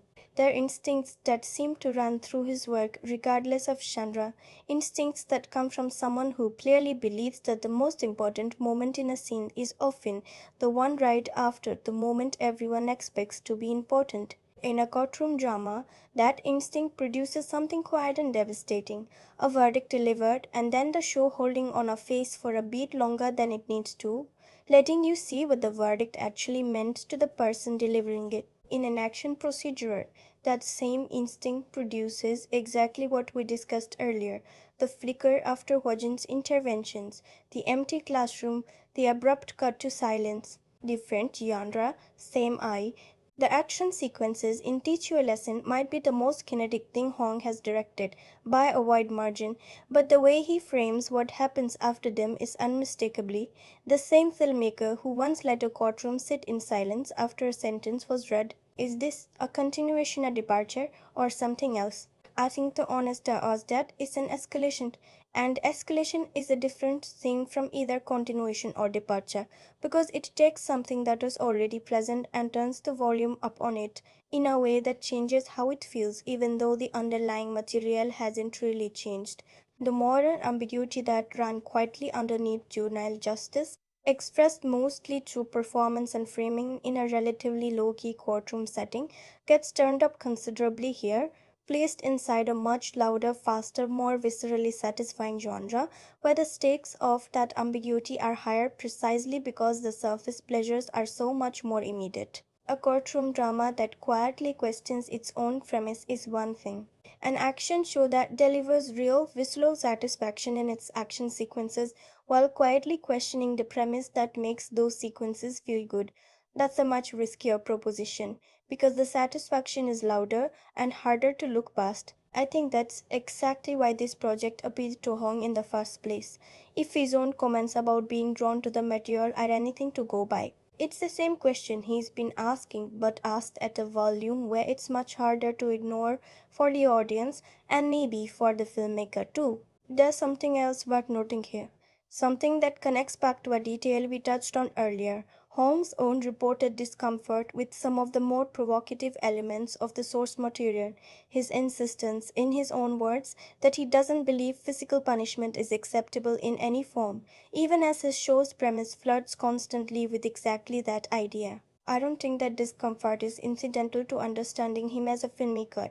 I think it might be the clearest window we have into how he actually works. Hong seems to be a director who is willing to build something compelling out of an idea he doesn't fully endorse, not because he's being cynical, but because he seems to believe that the most honest way to examine a dangerous fantasy is to let it be genuinely, fully appealing first, and only then start asking what that appeal is built on. That's a difficult, almost contradictory way to make television. It requires trusting your craft enough to make something work on a surface level that you're simultaneously trying to complicate underneath. And whether or not teach you a lesson fully succeeds at holding both of those things at once. And we've already talked about the places where that balance wobbles. The attempt itself feels like the signature of a filmmaker who has been circling this exact difficulty for years in different genres with different actors and has finally found a story loud enough and risky enough to make that circling impossible to miss. So, if this show teaches you anything about the person who made it, I think it's this. Hong Jong-chan is a filmmaker who keeps returning to rooms where someone has to decide what another person deserves and who seems less interested in whether that decision is right or wrong than in what it does, quietly, permanently to the person making it. Teach you a lesson might be the loudest version of that question he's told yet. But underneath the noise, it's a question he's been asking patiently for a long time. And one he doesn't seem any closer to answering than he was a decade ago, which I think might be exactly the point. No story arrives from nowhere, and Teach You a Lesson is no exception. It's a show built, whether consciously or not, on the bones of several traditions that came before it, traditions with their own histories, their own arguments, their own unresolved questions. Understanding where this show sits inside those traditions doesn't diminish it. If anything, it sharpens what actually knew about it, because the most interesting thing a piece of work can do with influence isn't avoid it, it's transform it, take a question that's been asked before and ask it in a way that hadn't quite been possible until now. The most obvious lineage here, and the one Korean audiences would have felt almost instinctively, is the country's long, deeply considered tradition of revenge cinema, the kind of filmmaking most strongly associated with directors like Park Chan-wook, whose work in the early 2000s essentially defined for a generation what a story about institutional failure and personal vengeance could look like on screen. Those films, stories about people who turn to violence because the systems meant to deliver justice for them have failed completely, were never simply about the satisfaction of getting even. They were almost always about the cost of that satisfaction. The protagonists in those stories rarely emerge from their vengeance intact. The fins linger on what's left of a person after they've gotten what they thought they wanted, and the answer is almost never peace. Teach You a Lesson is in direct conversation with that tradition, but it makes one significant change that reshapes everything. It institutionalizes the impulse. In the films that came before, vengeance was personal, one wronged individual acting alone against the people who wronged them, usually at enormous cost to themselves. Here, that same impulse have been absorbed into a government agency, given a uniform, a budget, a mandate, a team. The question those earlier films asked was, what does revenge do to a single soul? The question this show asks is stranger, and in some ways more unsettling. What does it mean when an entire society looks at that impulse, the desire to make wrongdoers pay, decisively and immediately, and decides it's worth building a bureau around? Park Chan-wook's Avengers were always alone, always marked by what they'd done. Hwa Jin is never alone. He has backup, a mandate, an old chart, and the show's central attention in many ways comes from watching that older individual question try to survive inside an institutional structure that was never built to hold it. There's a more recent and I think even more direct point of comparison. The wave of Korean dramas dealing specifically with school violence and bullying, the kind of stories that found a massive global audience through shows centered on meticulously engineered retribution against bullies who'd escaped consequences because of money or connections. Those stories were, in large part, because of how personal and how patient they were. A single victim, years of careful planning, a catharsis that felt earned, because you'd spent so much time inside that one person's specific pain before watching them finally act on it. Teach You a Lesson is clearly part of that same cultural appetite, the hunger to see bullies in the wealthy, untouchable families who protect them finally face consequences. But it takes that appetite and does something almost opposite with it structurally. Instead of one victim's years-long TP personal reckoning, you get a new case every episode, delivered by professionals who weren't personally wronged by anyone involved. What that gains in pace and repeatability, it loses in the specific emotional weight that made those earlier stories land as hard as they did. The catharsis here is faster, more frequent, and I think this is the honest comparison. Thinner. It's the difference between a single carefully built meal and a menu of quick courses. Both can satisfy. They satisfy differently. There's also an older, almost archetypal tradition this show is quietly drawing from, the figure of the unconventional mentor who walks into a chaotic school and shakes everything up through methods the institution itself would never sanction. This figure shows up across decades of film and television in stories about teachers who break rules to reach students no one else could reach, who use confrontation, even occasional physical intervention, as a way into relationships that more conventional methods couldn't access. What's notable about Teach You a Lesson, set against that tradition, is what's been removed. Those earlier stories were ultimately about connection. The rule breaking was a means to an end, and the end was always a relationship, a transformation, a kid who'd been written off by everyone finding, in this one unconventional adult, someone who finally saw them. Teach You a Lesson keeps the rule breaking. It mostly drops the relationship. Virgin doesn't stay. He intervenes and moves on. The show gives you the disruption without much of the connective tissue that in earlier versions of this story was the actual point of the disruption in the first place. That's not necessarily a flaw, it's a genre choice consistent with the procedural structure we've talked about, but it does mean this show is in some sense borrowing the shape of a story about transformation while mostly telling a story about correction instead. Those are not the same thing. And the gap between them is, I think, part of what gives the show its uneasy aftertaste. And then there's the broader, more international tradition this show belongs to without necessarily announcing it. The vigilante procedural, the story of the person operating just outside or just past the edges of legitimate authority, getting results the official system couldn't or wouldn't get on its own. That tradition has existed in various forms for decades across many countries' cinema, almost always built around the same basic appeal, a system that's too slow, too compromised, too bound by rules that protect the wrong people, and a figure willing to step outside those rules to get the job done. What Teach You a Lesson does that feels genuinely distinct is relocate that entire framework into the single most universally familiar institutional space most people will ever occupy. Most of us have never been inside a real criminal investigation. Almost all of us have been inside a classroom, as a student watching an authority figure lose control of a room, or as someone who watched a bully go unpunished, or as someone who was that bully, or as a teacher who felt the ground shift under them and didn't know how to get it back. By placing the vigilante procedurally inside the classroom, the show makes the fantasy personal in a way that a story about rogue ops or rogue agents simply can't be for most viewers. Everyone has a memory that this show can reach.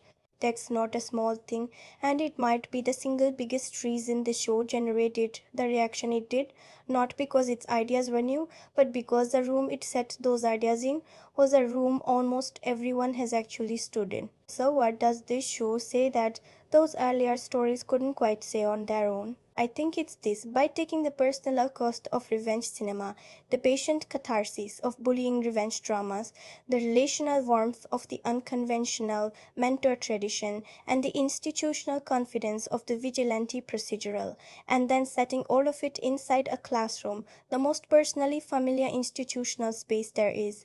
Teach You a Lesson makes a very old set of questions feel newly uncomfortably close. It doesn't resolve any of those older tensions.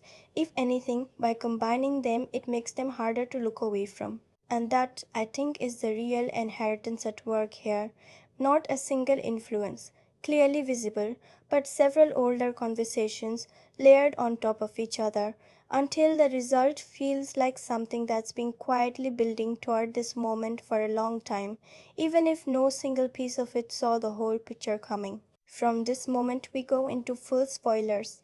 If you have not yet seen this film, stop here, go experience it first, and come back. Some things deserve to be felt before they are understood. Here is the thing about everything we've talked about so far: the silences, the closed door around Choi Gang-suk, the flicker in Hwajin's eyes after every intervention, the strange flatness of those early antagonists. All of it, it turns out, was building toward a single piece of information the show had been withholding from the very beginning, an absence so carefully maintained that by the time it's finally filled in, it doesn't just answer a question, it rewrites the question entirely. The reveal is this: Hwajin had a fiancée. Her name was Gayun. She is dead, and Gayun was Choi Gang-seok's daughter.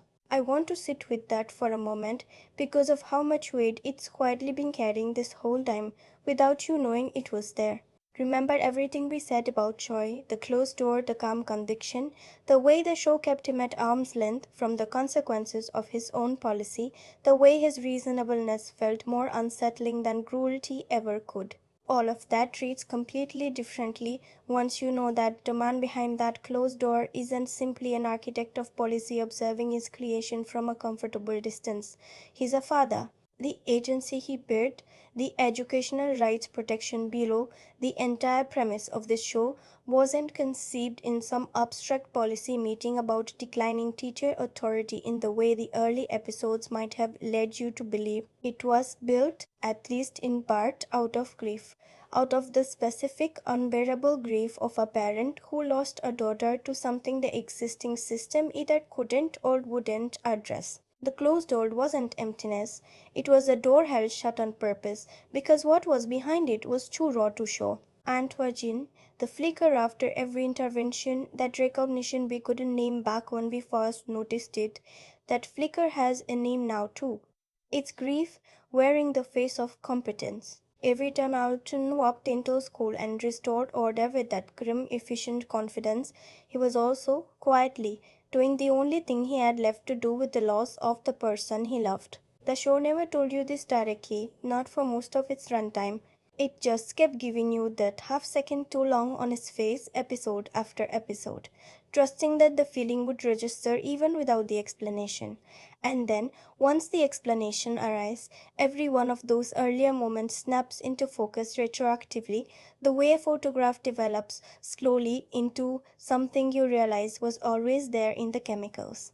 The truth behind Gauguin's death is where the show's two storylines, the procedural cases and the larger institutional drama, finally become one and the same thing. Guyon's death is connected to a drug network operating through schools, run by a man named Gu Chol, and here is where that strange flatness in the early antagonists, the thing we called a missed opportunity in Movement 7, gets a kind of answer, though maybe not a fully satisfying one. Several of those early seemingly disconnected cases, the gang dismantled with Tunde's help, the influencers spreading false claims, others scattered across the season, turn out to have threads running back to the same network, the same supply lines, the same web of protection that allowed Q Chol to operate for as long as he did. What looked in the moment like a series of self-contained victories was retroactively the Bureau slowly, methodically cutting away at the edges of something much larger, without always realizing themselves how much of it connected back to the case that started everything for Huajin in the first place. This is also where the second major reveal lands, and it's the one that I think recontextualizes more of this show's earlier texture than almost anything else. Bongonde, the unassuming, nervous, tech savvy member of the team, the character we spent real time on in Movement 6, the one I describe as a pressure gauge, someone whose job was simply to flinch, is revealed to be the ERPB's deputy director, working undercover the entire time. Think about what that does to everything we said about him. That nervous humanity, that visible discomfort with violence, even as he helped facilitate it, we read that reasonably as the show's way of keeping its audience tethered to ordinary reactions amid extraordinary competence. And it still is that, but it's also now something else. It's camouflage.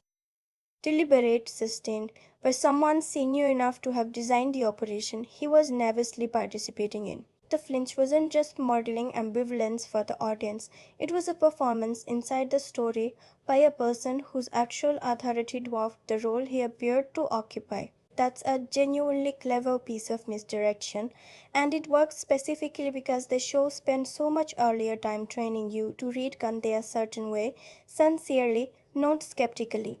The reveal doesn't just surprise you, it makes you reconsider how you are watching the whole time. The case that finally brings everything together involves Hanlim and Gonde going undercover directly into the drug operation, gathering evidence, infiltrating the distribution itself, applying pressure to the dealers from the inside while the visible arm of the Bureau operates from the outside. It's a structurally satisfying choice because it finally gives Handrim's competence a context bigger than a single case of the week. All of that physical confidence we talked about in Movement 6, all of that flashback revealed history, finally gets pointed at something that matters to the show's central mystery rather than something self contained. And it gives Junde's reveal somewhere to land immediately, rather than sitting as a twist with nowhere to go. He and Hanrim working together undercover becomes the show's most direct expression of what the Bureau actually is. Underneath the procedural cases, two people with very different public faces, doing quiet, dangerous, unglamorous work that the louder interventions never show you. Before the finale proper, there is a turning point that shifts the entire tone of the show's final stretch, an incident involving a student named Shiho, which the show handles with noticeably more gravity and more restraint than almost anything that came before it. Without going into specifics about what happens, I'll say this. It's a fall from a rooftop, and its aftermath puts the Bureau itself in serious jeopardy, under public scrutiny, facing the very real possibility of being shut down, forced to answer for whether its methods, whatever good they've done, have also contributed to harm the show, is no longer willing to wave away. I want to be careful here because this is exactly the kind of moment that deserves analytical distance rather than description. What matters for this essay isn't the details of what happens to Chiho, but what the show does with it afterward. For the first time, the consequences of the Bureau's existence aren't framed as collateral background, the cost of doing business, they're framed as the central question of the remaining episodes. Everything the show has been quietly asking throughout, what does this fantasy cost and who pays for it, stops being subtext here. It becomes the plot, and so we arrive at the finale. And I think it's worth saying, before anything else, that the finale gives Hojin exactly the moment the entire season has been quietly building toward, and then asks him not to take it.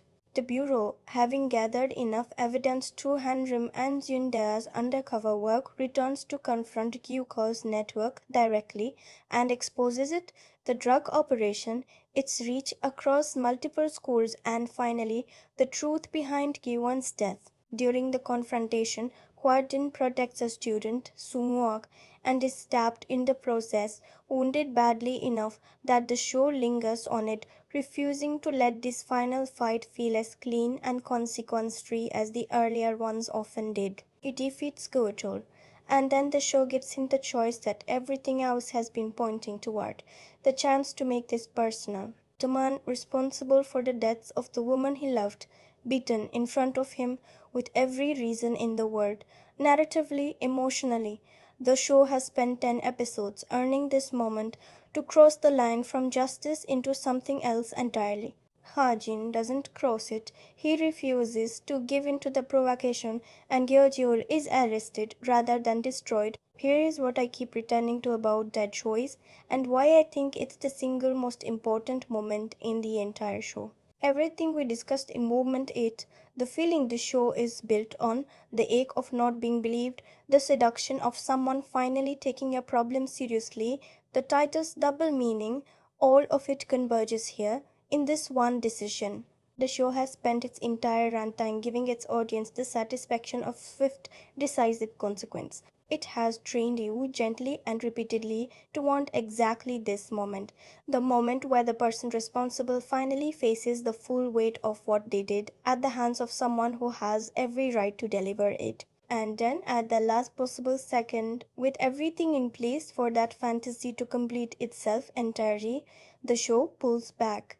Ha Jin chooses arrest over annihilation. He chooses the system, the slow, imperfect, institutional version of justice, over the clean, immediate, personal version the entire season has been making so appealing.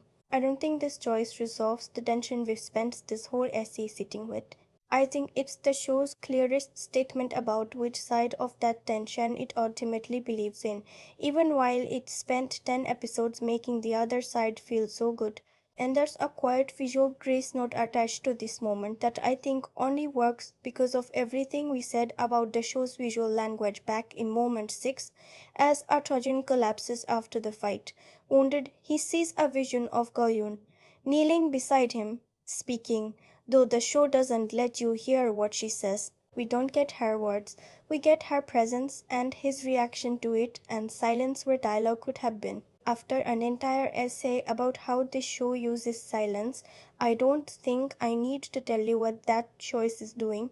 It's the show's final and maybe its most personal refusal to give you something it could easily have given you, and in refusing, it gives you something else instead, the sense that whatever Gayun says in that moment isn't for you, it's only for him. And that privacy, held until the very end, feels earned. In the aftermath, Toy-gun, Yoon's father, the architect of all of this, appears publicly to defend the Bureau's mission, promising continued protection for victims even as the institution he built faces exactly the scrutiny that incident to Chiho opened up. And here I think the show makes its final careful choice about how much access to give you to Choi. We don't get a tearful confession. We don't get the mask fully removed. What we get is a man in public doing the thing he has apparently always done, speaking calmly, reasonably in defense of something he built out of a wound he's never shown anyone directly. The show gives you just enough the knowledge of Gao Yun, the knowledge of what this costs him, to understand that come differently than you did at the start. But it doesn't give you more than that. The door opens a crack, it doesn't swing wide. And I think that restraint, even here, even at the end, is consistent with everything the show has been doing with Choi from the very beginning. He remains, by design, a person you understand more than you know. The episode closes with Hwajin reaffirming Gao Yum's ideals, not as a grand speech but as something closer to a quiet recommitment, the kind of moment that functions less as an ending and more as a continuation. A statement that whatever happens next, the reason for all of this hasn't changed, even if the man carrying that reason has been changed by everything he's been through to get here. Now, what does this ending actually mean? When you step back from it, I think the most honest reading is this: teach you a lesson ends with a victory that refuses to feel like a resolution. Yocho is caught. The truth about Kaoyung comes to light. The Bureau survives for now. But the show is very deliberate about making clear that none of this fixes the actual problem. The problem was never really one man or one network or one tragedy. The problem, as the show frames it in its final stretch, is the entire adult system that allowed violence, drugs, fear, and political pressure to take root inside schools in the first place. A system that doesn't simply disappear because one of its worst actors has been removed from it. The Bureau's job, the ending makes explicit, is never truly done. Not because the show is setting up a sequel for commercial reasons, though it certainly leaves room for one, but because the show seems to genuinely believe that the kind of problem it's been depicting doesn't have a finale. It only has the next case. As for what this leaves behind, there isn't a traditional post credits scene here, no extra scene tacked on after the story has technically ended. But I'd argue the show doesn't need one because its actual ending functions like one anyway. The final images: Hojin, wounded but alive, carrying Gaoyun's memory forward. Choi, still standing, still defending an institution built from his own grief. The explicit acknowledgement that the work continues, all of it reads less like a closing image and more like a setup, an open door rather than a closed one. And that openness has already become the conversation happening around this show in its first week of release.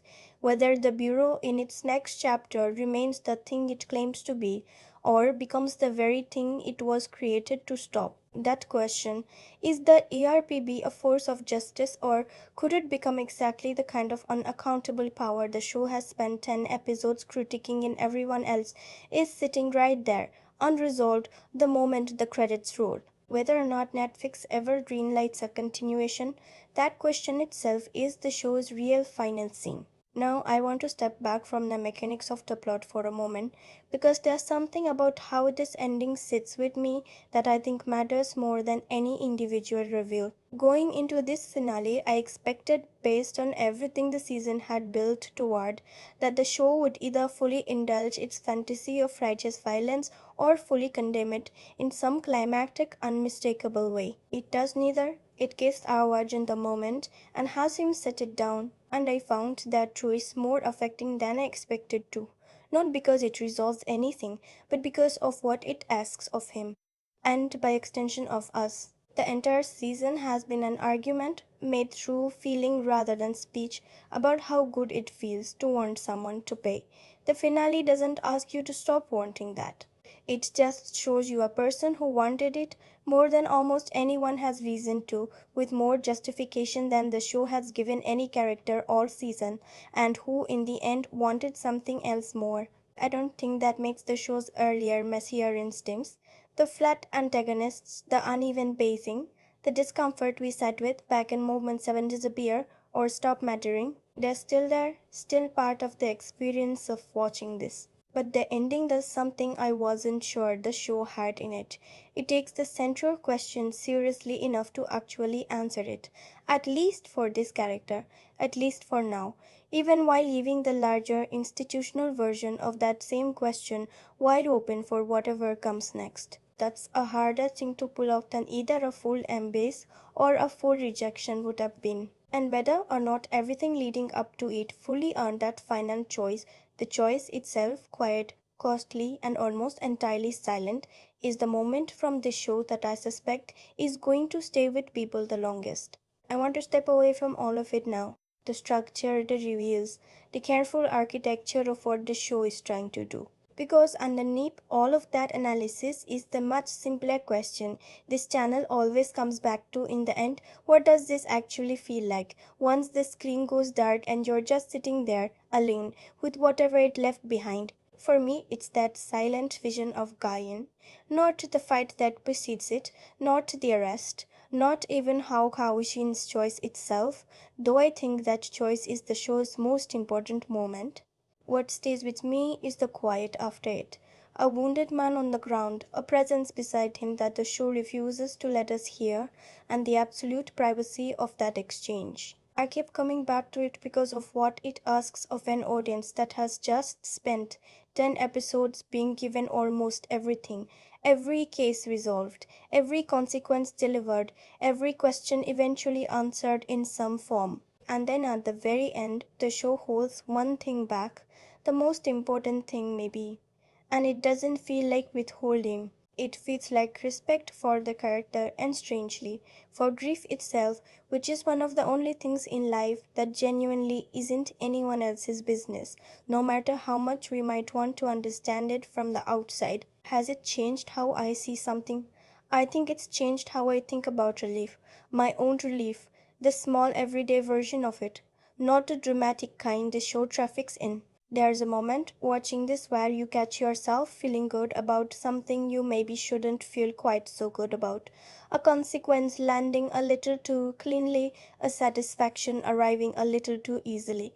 And the show, without ever pointing at you directly, makes that feeling visible to you in a way it usually isn't. I found myself, in the days since finishing this, noticing that same small flicker in other places.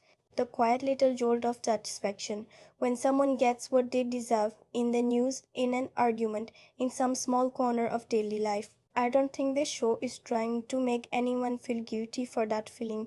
It's far too generous with that feeling itself to me making that argument. But it's made me a little more curious about it, a little more willing to notice it as it's happening rather than just after.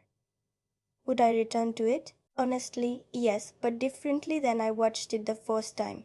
I think there's a version of re-watching the show that would be genuinely rewarding now that you know what Hwajen is carrying underneath every intervention, now that you know what Kunde is really doing in every scene where he's flinching, now that you know whose grief built the institution at the center of all of it. So much of what makes this show interesting only becomes visible in hindsight, and a second watch I think would be less about the cases themselves and more about watching two people, Hwajin and Choi, each carrying the same loss in completely different ways, in scenes where the show never once says so out loud. That's the kind of thing that's easy to miss the first time when you're following the plot.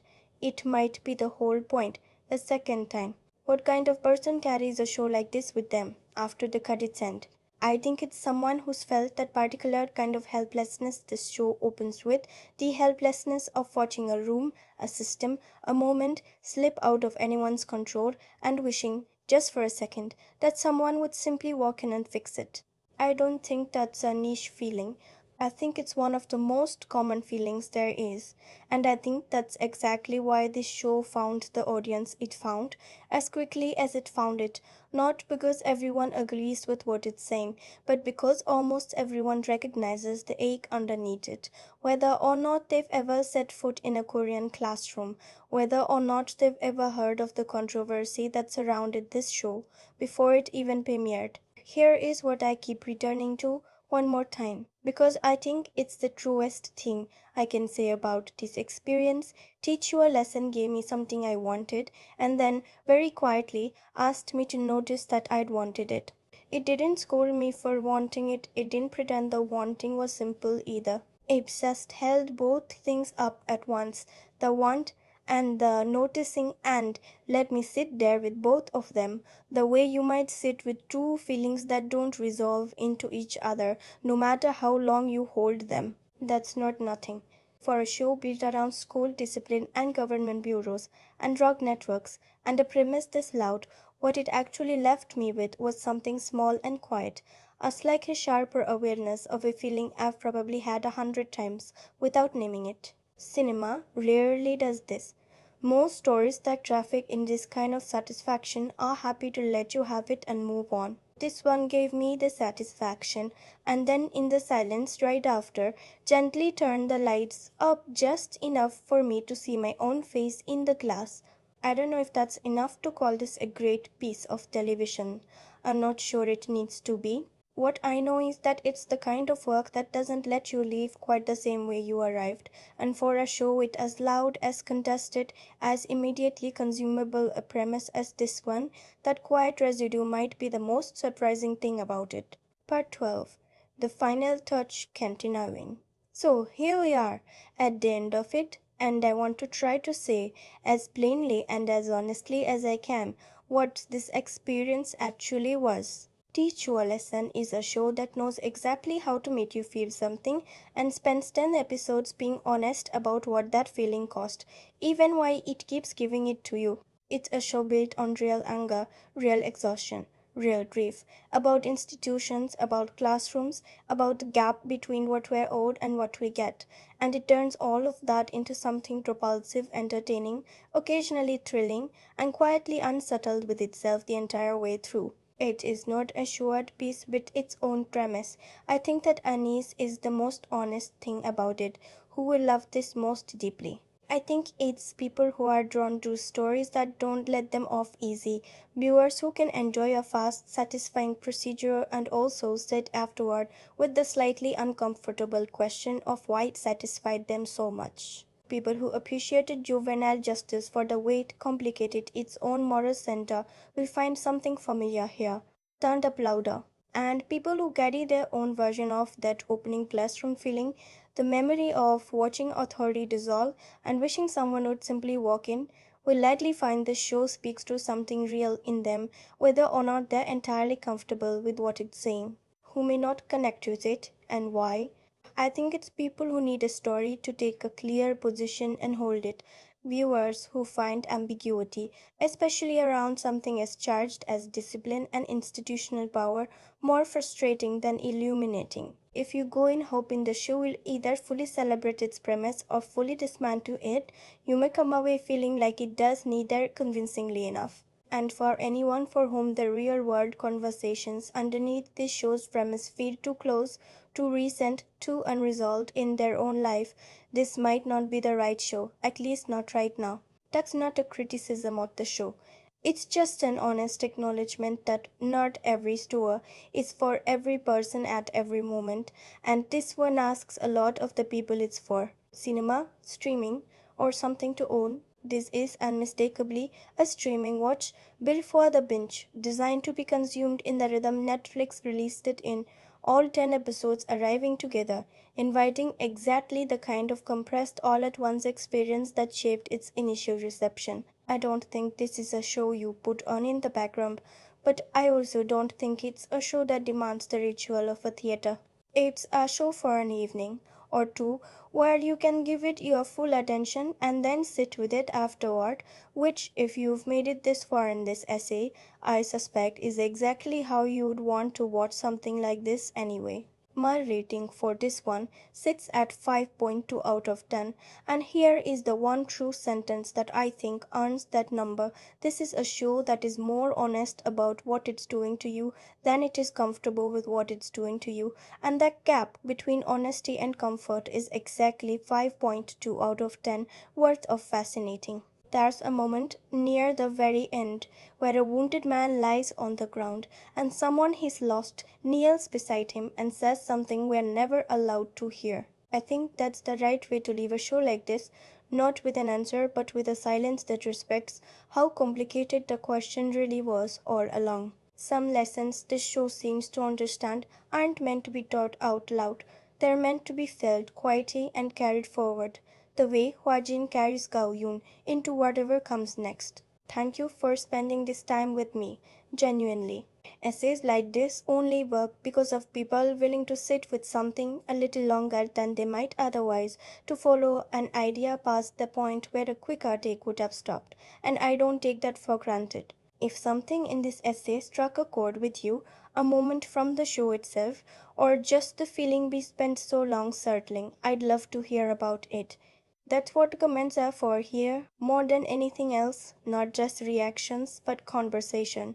If you found this way of looking at things valuable, consider sticking around. A like helps this kind of essay find the people who might actually want it, and if you're new here, subscribing means you won't miss the next one. Though I'll never ask you to do either of those things more than once in a video, because I'd rather you do it because you meant it. Before we go, I want to leave you with a few questions, not to test you just because I think they're worth sitting with, the way we've been sitting with everything else today. First, was there a moment in this show where you noticed yourself feeling that flicker of satisfaction and then noticed yourself noticing it? I'd be curious what that moment was for you. Second, do you think Hwajin's choice in the finale, justice over revenge, was the right one? Not just morally, but for the story itself? Or do you think the show pulled back from something it had earned the right to do? And finally, if there is a second season, what do you think this world should do with that open question we ended on? Is the Bureau a force of justice, or could it become exactly what it was built to stop? As for what's next, I've got something coming that's been sitting with me for a while now. A film that couldn't be more different from this one in tone, but that I think is asking a quieter version of some of the same questions about authority, trust, and what we're willing to accept in exchange for feeling safe. I'm looking forward to sharing it with you. Until then, take care of yourselves and of each other. That is the Cineflux. I will see you in the next one.